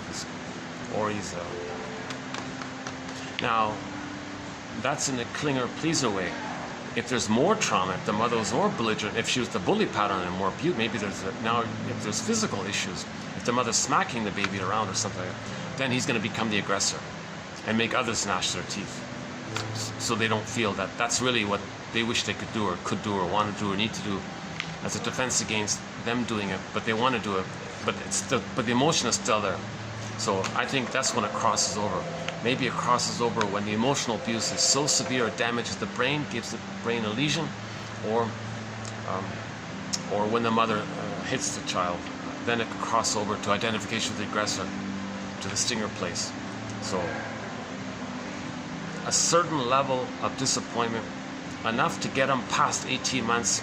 Okay, he'll be self-defeating and be a binge eater or grind his teeth or do something defeating, kind of hurting himself in a way. Right? But a greater degree of trauma that accumulates in a more painful way, which would be the case if the mother's smacking the baby. What are you crying? Smack. Oh my God. Okay, then that crosses over. He identifies with the aggressor, sees everyone else as the unloved self, and he'll be the shaming mother who is verbally abusive towards others, for example. Okay, I thought I'd try to end up on a lighter note here.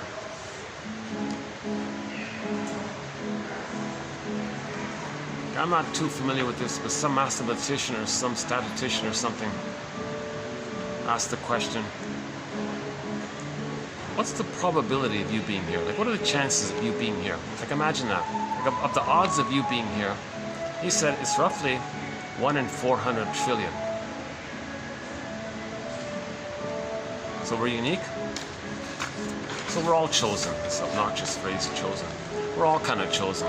If the odds of us being, if the odds of a person, if the odds for each one of us being here is 1 in 400 trillion, oh come on, we're valuable right there. Huh? And then each person has a feeling life, and we learn and read and write, make mistakes, help others. Knowing what you're going through resonates with so many people in the world. We have empathy for others. That's a uniqueness, a personhood, so some traits of the personality of the person. Empathy, learning, traumatized, seeing others, recognizing we're all one family. We can read and write. We learn, we make mistakes. And then you can just read any self-help kind of list of features of our commonality.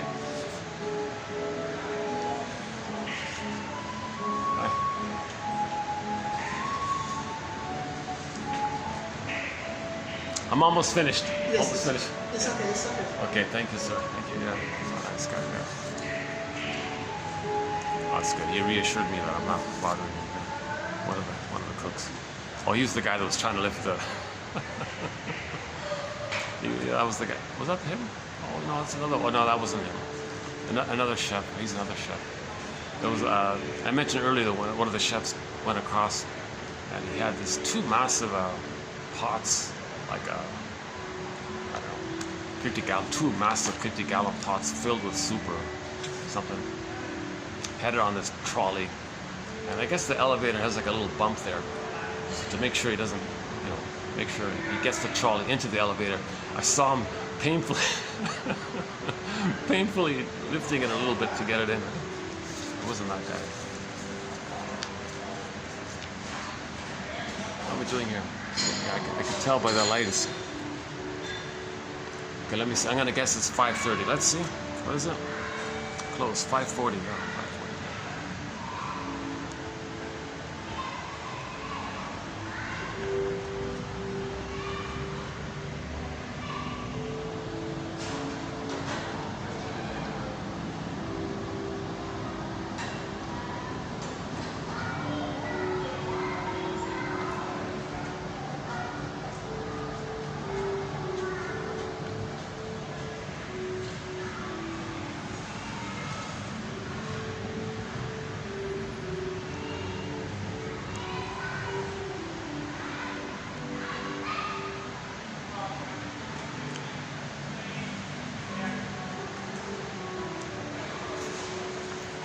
We'll have more quotes by Daniel Shaw, yeah.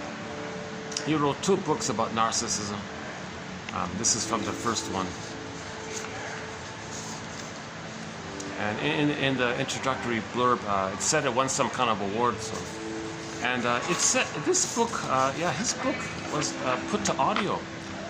So I haven't looked into it yet, but you can listen to his book. There's an audiobook version of it. The book is entitled Traumatic Narcissism or something like that, or Pathological something Narcissism. I forgot the title. Anyways, he's only got 2 books. Daniel Shaw. I don't know. I just found them literally just before coming out here, and I saw these quotes. Oh no! I want to. This is priority. I want to get this quote out. Get these quotes out here.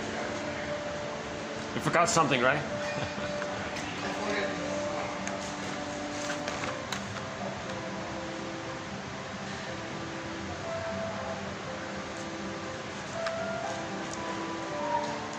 Grinding their teeth in a sort of anguished passivity. Interesting phrase, Helen Deutsch, yeah. Baby's passive, he's anguished, angry. Now you're grinding your teeth. And just one of the countless ways a person could be self-defeating or neurotic, dysfunctional. And see, Woodman would say, well, that's the oral issue. Like if you're grinding your teeth, that relates to trauma during that earlier time, so-called oral time, breastfeeding time. Basically the first year, I guess. Yeah, so if a person has bruxism, that might be, the theory would be maybe to consider that that's trauma from the first year of life.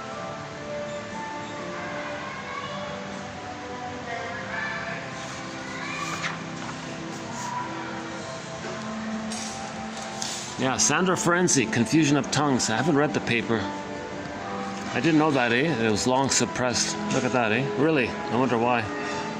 But here he is talking about cumulative emotional trauma. So here he is. He's talking about emotional trauma. Like trauma can be emotional. There's such a thing as mother's emotional attitude towards the baby over time accumulating, straining the child into an emotional trauma. Emotional neglect, emotional abuse, double binding, gaslighting, misattribution, malatune, blaming and shaming the baby, telling the baby, I don't want to be a mother. How dare you have needs for me? It's your fault you're crying, not me. Whoa. For more on this information, yeah, Alice Miller, any book by Alice Miller, basically. Alice Miller, any book by hers. Thou shalt not be aware. Drama of the gifted child, etc. Yeah, here's Fairbairn, eh? Look at that. Fairbairn, sort of a,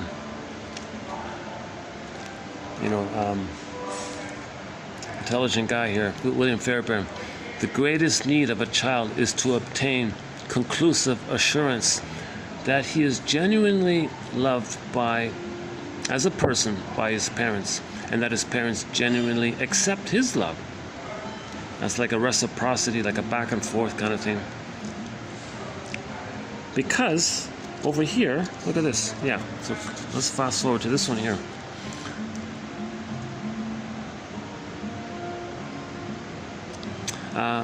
To love the parent, for the child to love the parent, that means to recognize the parent as a source of love. So look at that, eh? If the child is able to love the parent, that means they recognize that the parent is a source of love.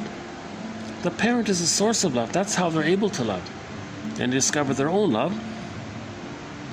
Love which wants to be given, exchanged, shared. That's the human condition.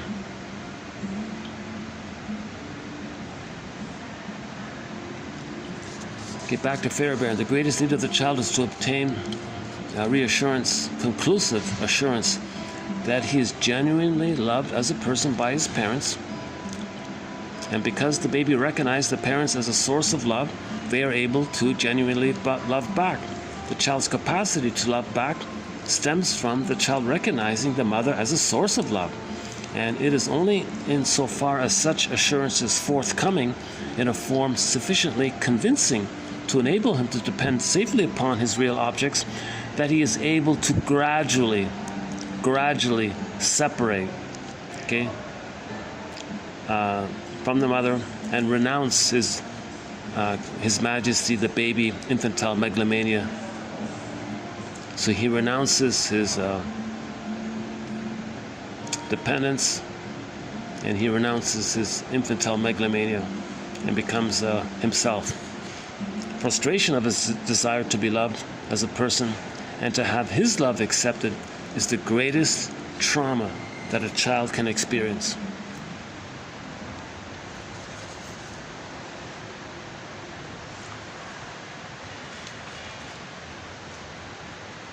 To one degree or another. Obviously, if you include that added on to prenatal trauma, birth trauma, perinatal trauma, sometimes the children are traumatized at the dentist, tonsil removal. Sometimes it's procedures and things. It just adds to it. Or the CIRC thing. Oh my God. Gotta stop this thing. Stop this nonsense. Stop this barbaric, savage, really archaic, brutal.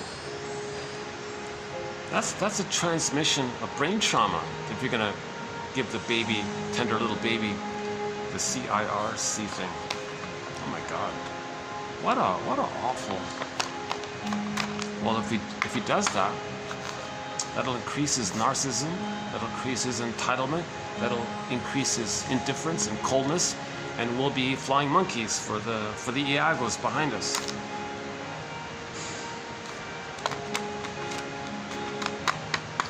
So 10,000 years ago, maybe some babies were the theory is 10,000 years ago, some babies were traumatized accidentally to get them to be flying monkeys, because you need flying monkeys to plunder and pillage.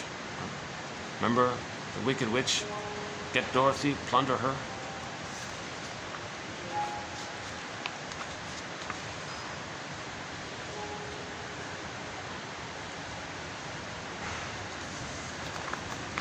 But that image means don't heal. Dorothy's trying to heal the thing. I think in that case, the flying monkeys is a resistance to healing. Dorothy means we're trying to heal, but there's a fear of healing. So the image of the fear of healing or the resistance to healing is,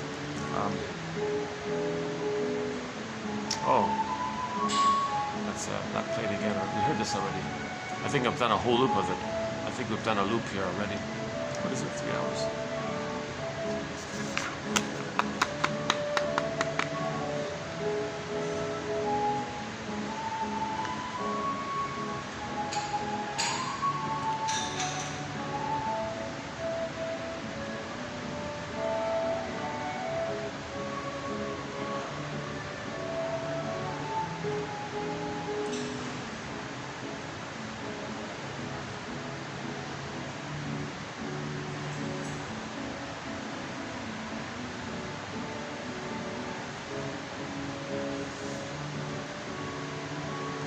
And one of our mentors, James F. Masterson, talks about the narcissistic pattern as well. Masterson. So he's got about a dozen books and a couple of books of articles. And he illustrates in his books, in his chapters on the topic, like he draws circles in there, that the self is blurred with the other. And then there's a splitting as well. So you got, his illustrations aren't too clear. At first I didn't get it. But imagine two circles like overlapping, and it looks like only one circle, but create it so that you think that there's two circles, but make it so that you think it's just blurred as one circle, but you got to identify that there's two circles. Okay, then you put like a line in the middle and separate it and create another, and create two versions of that. So you got like two half moons. So imagine two overlapping moons, let's say, and then if you divide it, then you got two overlapping half moons. So you got part self fused in with the rewarding mother who rewards the baby's regression and dependency. Okay, and the other side, that flips on the other side, the child's autonomy, the mother withdraws. Now, the mother withdrawing, Fairbairn's variation of this is that's the bad breast. And the bad breast is subsplit to the alluring, enticing, promising, a great hope, and you're bonded to that hope. Baby expects the nipple, rubber. Mother's body, it gets a rubber. Promising, rejecting. So now it's split in there. So that's the psychic template. He may be allured, then they'll be rejected. So a lot of times when something's promising, you look out, because it may be the person who's offering you this promise. Amy Baer calls it from charm to harm. Amy Baer's take self-help version of this is charm to harm. Prince Charming becomes Prince Harming. Okay, she's talking about this phenomenon, that in the brain, the alluring object is fused with the enticed self, and the rejecting object is fused in with the shamed, rejected self. So a person plays that template in their lives with others. If they activate the alluring constellation psychic unit, they may be alluring to allure others, then they flip it. Oh, they were allured? Well, when they were a baby, they were allured. And then when they were a baby, they were rejected. So they flip it, and then they reject the person. Or, if it's flipped, they may feel enticed and allured by someone, but they chose somebody who will allure them, and then they had a hope. But that unit means there's another unit. They were rejected. So if they're all spellbound, then they're rejected. So one music video for this is Spellbound by the classic rock band Triumph. Their song Spellbound, not a bad song, Spellbound. If looks could. So this pretty lady mesmerized some guy. So he was spellbound, promising, alluring. She's the one, the good mother for the past. This woman, this pretty woman in the music video, the guy, the actor guy, the guy who played the victim, that pretty girl in the music video reminds the guy of the mother. So he's spellbound. And the baby's in a spellbound place with the mother. So that's come up. So he's spellbound with the girl, reliving the past and the present. So you see the guy spellbound with the girl in this trance, following her, and she's calmly leading him, pulling him by the nose, I guess, something like that. She's calmly leading him, and he's following like a little helpless puppy or whatever it is. Puppy love, right? He leads her to something, snaps her fingers, whoop, stone. He becomes a statue, hardened, rejected, turned to stone. Alluring, rejection. Great hope, fell, turned to stone, frozen. So that's not a bad video. That's why we included it in our soundtrack, Spellbound by Triumph. Yeah, we've got about 7 or 8 songs by Triumph on our soundtrack. Spellbound. I think Mind Games is on there. Young Enough to Cry. Tears in the Rain. What else? Laid on the Line, of course. Laid on the Line. What else? I Can Survive. Now, when Rick Emmett as a soloist, we have two of his songs. He was the co-lead singer for Triumph, but as a soloist, we have two of his songs on there. One called Saved by Love, because I borrowed that when I was talking about Saved by Understanding. I just twisted it. Saved by Understanding. We will be saved by understanding. That's what this is about, to give us understanding. Saved by understanding. Yeah, we could call 1000, we could, if we were to rename 1001 Windmills of the Mind, maybe we could rename it as Saved by Understanding. You get the understanding, that'll lead to emotional knowing. Then you're good. You got home. You got reunited with Penelope. Odyssey story. Saved by Understanding. Oh, Rick Emmett also has a song called A Big Lie about the environment and all this. What else? I think there's a couple of others. I also include Rick Emmett's acoustic version of Laid on the Line that he recently did just this year in British Columbia, a solo acoustic. He does a nice kind of a twist to it. Plus, I do Alyona Yaroshina's cover of Laid on the Line. So we've actually got three Laid on the Line songs. The original, Rick Emmett's acoustic, and Alyona Yaroshina's. What else did we got? Okay, that's enough about that.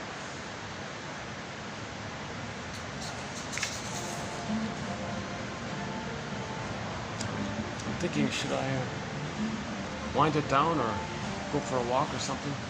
Yeah, why don't we just go for a little walk or something? Hold on a sec.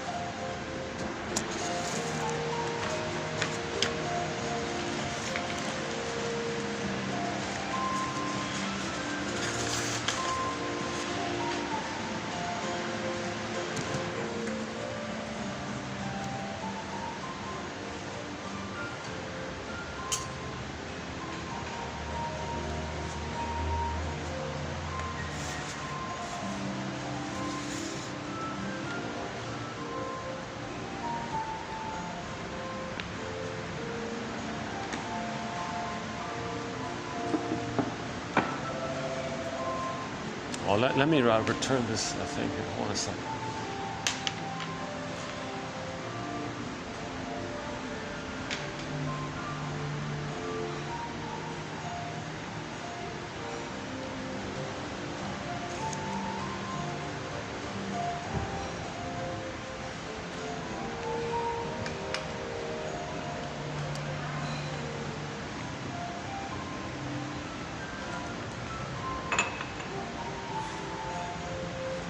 Is that it? All cleaned up here? All right.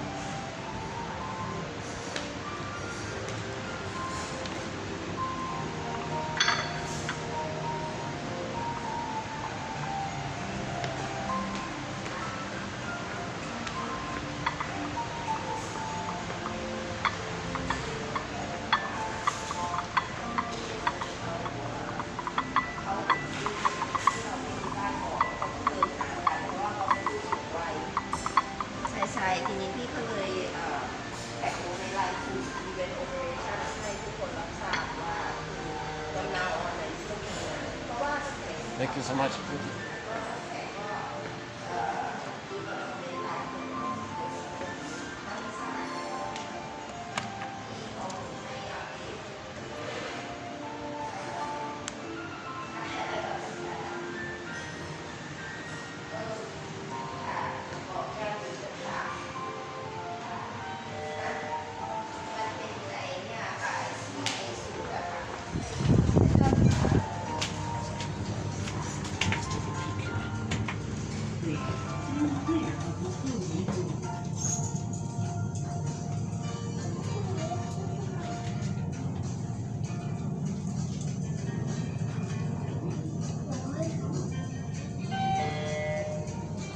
Oh.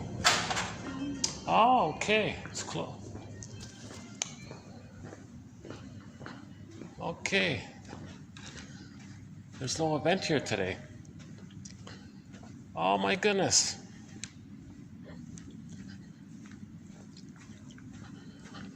You know, I might have been able to have done the video up here today. Oh, son of a gun, I missed it. I just expect there to be a function up here all the time, so I've stopped checking. But maybe there was one that had finished already, I'm not sure.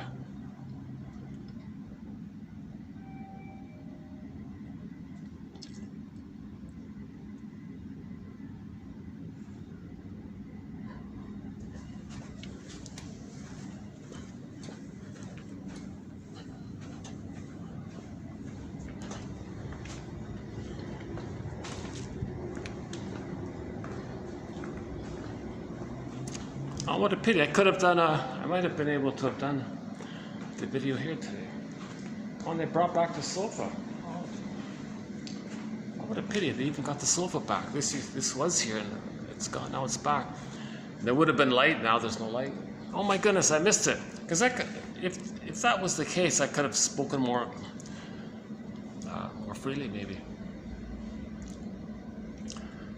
So maybe let's do 5 minutes here. Maybe we'll just wrap up the video here then, yeah. Unless I can find the light switch.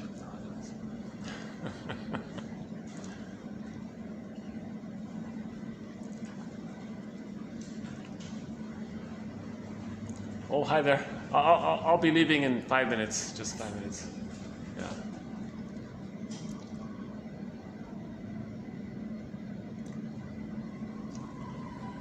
Any final thoughts here? Narcissism. You see, if one reads that quote or reads the book, at least you know what's going on. Huh? That the mother had a baby and she was outraged at the idea that she's supposed to give. Like she's resentful at the idea. That's the narcissistic issue. That's a clear, immediate sign or signal or symptom of the narcissistic pattern. If the mother has that attitude that she's supposed to give something, give me a break. The baby's crying, well, it's your fault, baby. So whoa, so she calls that a fire victory, preserving her superiority complex, and the child can represent her inferiority complex. So the child is shamed by this, so she doesn't feel the shame. So her shame self, she creates it in her child, intergenerational trauma. Now that child's going to grow up and develop defense mechanisms in the same way her mother developed defense mechanisms. Then you got the transmission of intergenerational trauma. So the best quote we have for this is that, I mentioned already, the lady went to the shrink and he told her, you're letting me know what kind of childhood you had. What do you mean? You're letting me know what kind of mother you had and how it felt being with her. What do you mean? You're putting me in the role of you and you're acting like her. And I feel a push or a pull to feel maybe you fell with her. And she got it, and she got it. She wept at the loss of not getting the proper love. There's no light here, eh? Let's see if we can get some light. Let's find some light somewhere. Oh, hang on. Well, somebody's got a chair here. Let's see. What if I do this? Do I get better light here? Oh yeah, we got some light here. Hang on, let's finish up here then. Hold on a sec.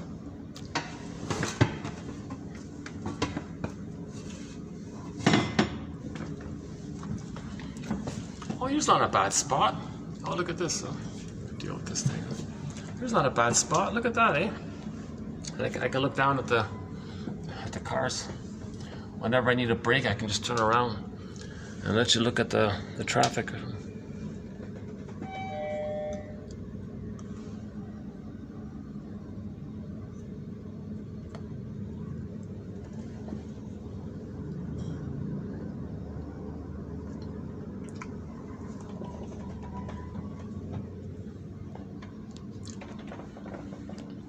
So among all of the various ways to identify the narcissistic pattern, if someone can relate to that material, at least you know what's going on. So how do we forgive a mother for this? Maybe she had the baby and didn't want it. Maybe something like that happened, right?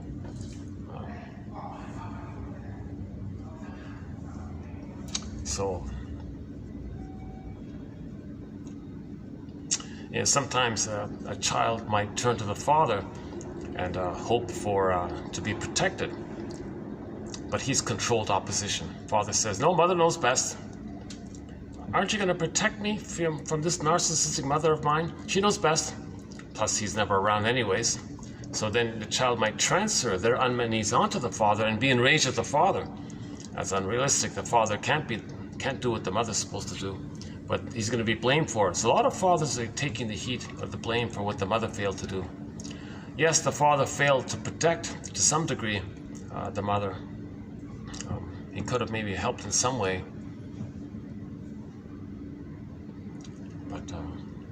but the father can't convert his narcissistic wife to be a loving mother. So he's very limited, I would think. But at least the father should identify and do some intervention. Let the child see that they got some help somehow. But the father stands back. "No, mother knows best. I don't know." No, let's leave it to Mr. Shaw there. He said it pretty well. I liked how he brought in Fairbairn and Ferenczi. That's what caught my attention. Quoting those two guys, yeah. Okay, I guess it's getting dark here. Let's peek downstairs. I want to go downstairs.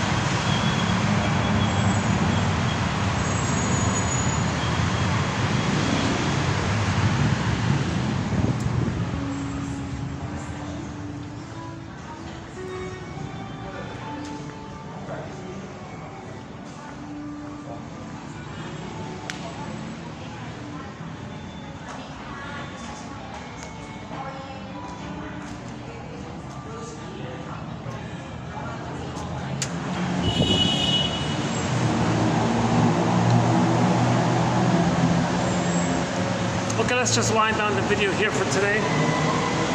I hope, my sincere hope is that 1 quote out of 10 in each video will be of interest. We'll be adding more quotes to this topic called the narcissistic personality, mindset, pattern, psychic structure, defense mechanism, coping strategy to deal with attachment trauma, mother being soul blind. So we'll add more quotes to this area. And yeah, so this has been TQ2743. Thanks very much. I think the coffee in me maybe made me a little bit animated a little bit. I'm not normally a coffee drinker, but lately I've been drinking like 1 coffee. And 1 coffee can kind of like really make me a little more exaggerated.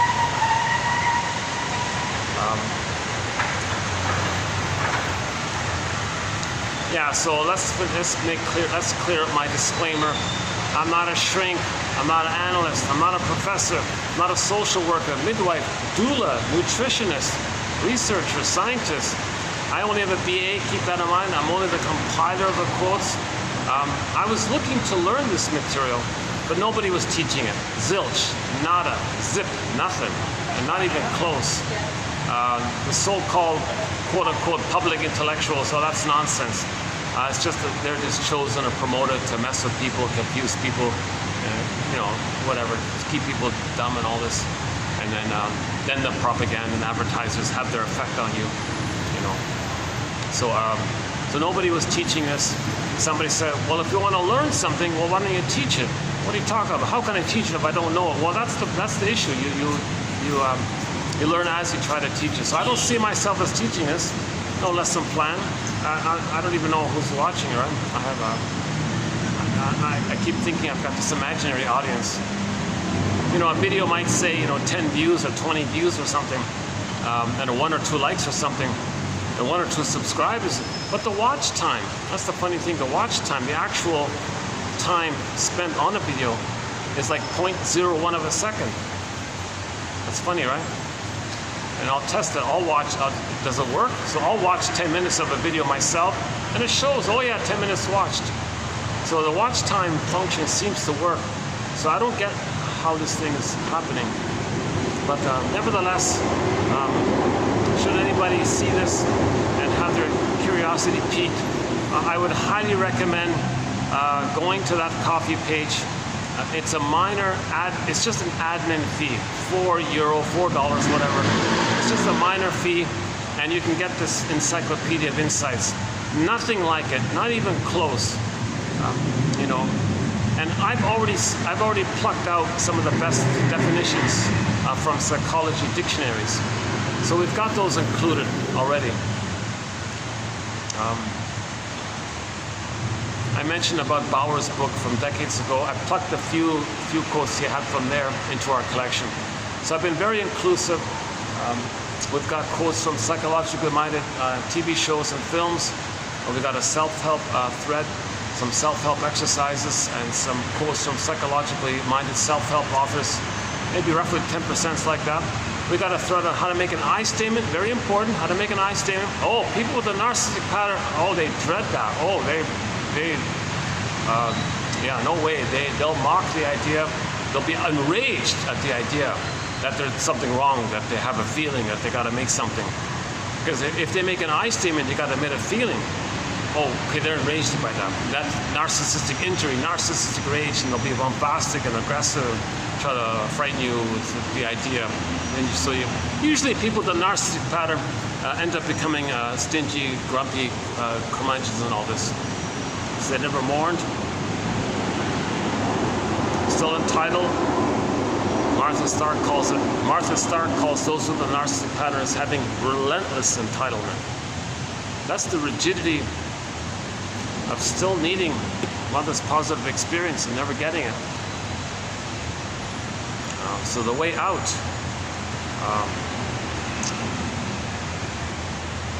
is saved by understanding. Understanding, recognition, forgiveness, healing the splits, differentiation. So we have a lot of material about healing this issue. But first we need some kind of recognition, some clear definitions. I think today offered a pretty clear definition of the narcissistic issue. Personally, I found it pretty good, as good as it gets. So we need clear definitions of things that kind of intellectually go, okay, and maybe a little feeling, oh yeah, okay. Now you know what's going on. You feel some relief, you feel some safety. If you know what's going on, you have knowledge that gives you a little safety, there's a little relief. You see, and then you're not bothered too much by something in the past. If you understand something, saved by understanding. These quotes are giving us understanding. Saved by understanding. Yeah. Got some guy just standing beside me here. Nothing to do with me, just waiting for a cab or something.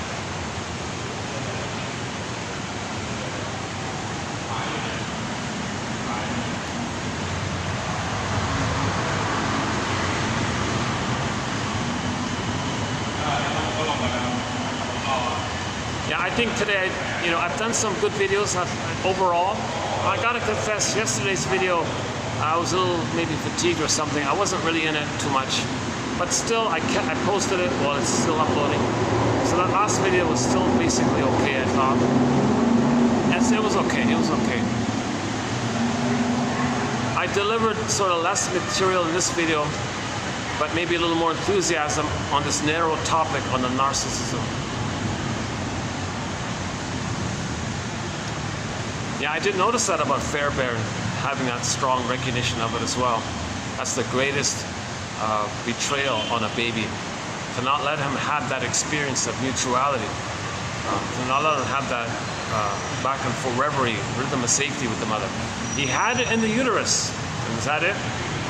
Hence the joke, we spent the first 9 months of life trying to get out of the womb, and the rest of our lives trying to get back in.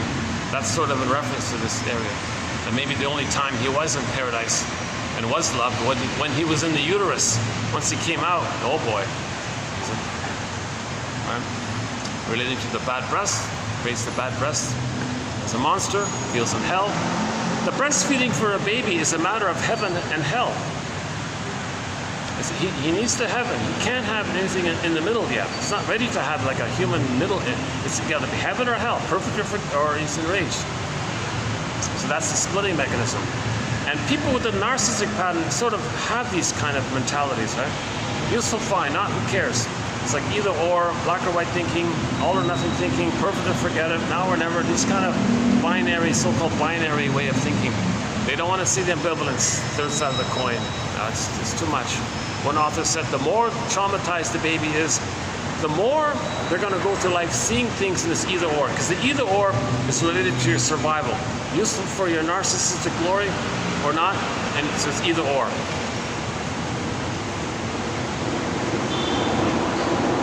So part of the healing journey is to search for the third side of the coin. The third side of the coin. For more on this information, check out TQ2599. The quotes posted from the classic TV show Route 66. TQ2599. I think it's the fifth one. We did 11 quotes. I think it's the fifth one in there. If you go down, that's a great batch of quotes. The albatross one is in there. The third side of the coin one is in there.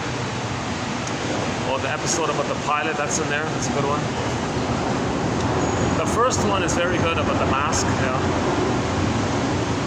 And the second one, oh yeah, about the birth trauma.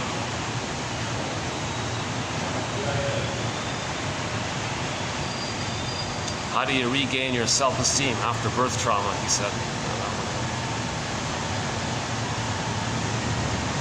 How are we doing here? How's the battery? Let's see. Battery's holding up, 620.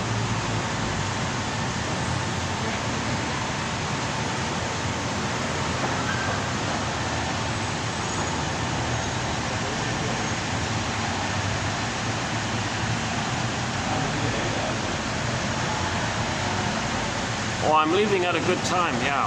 Now, people are starting to pour in on the ground floor. I was on the second floor. I'm leaving just at a good time, yeah, great. That's good.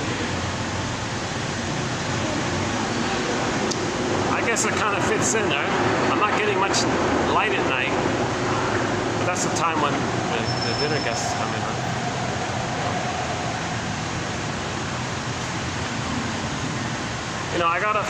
Today, tell you the truth, today, being here today, I have a little feeling of gratitude. I have a real feeling of gratitude today.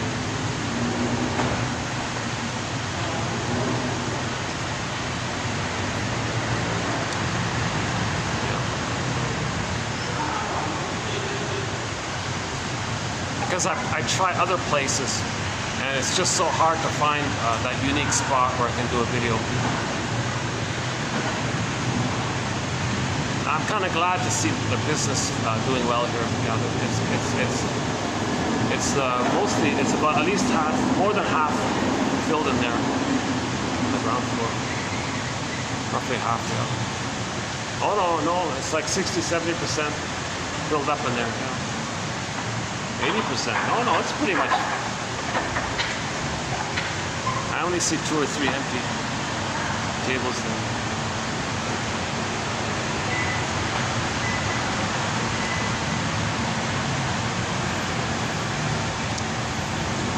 This is the holiday.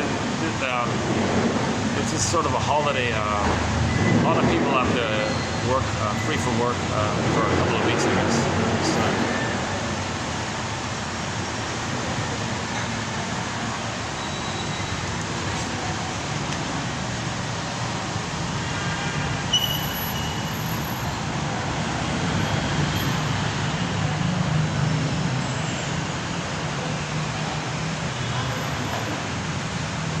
Why don't we wind up here with the picture of the polar bear and the penguins.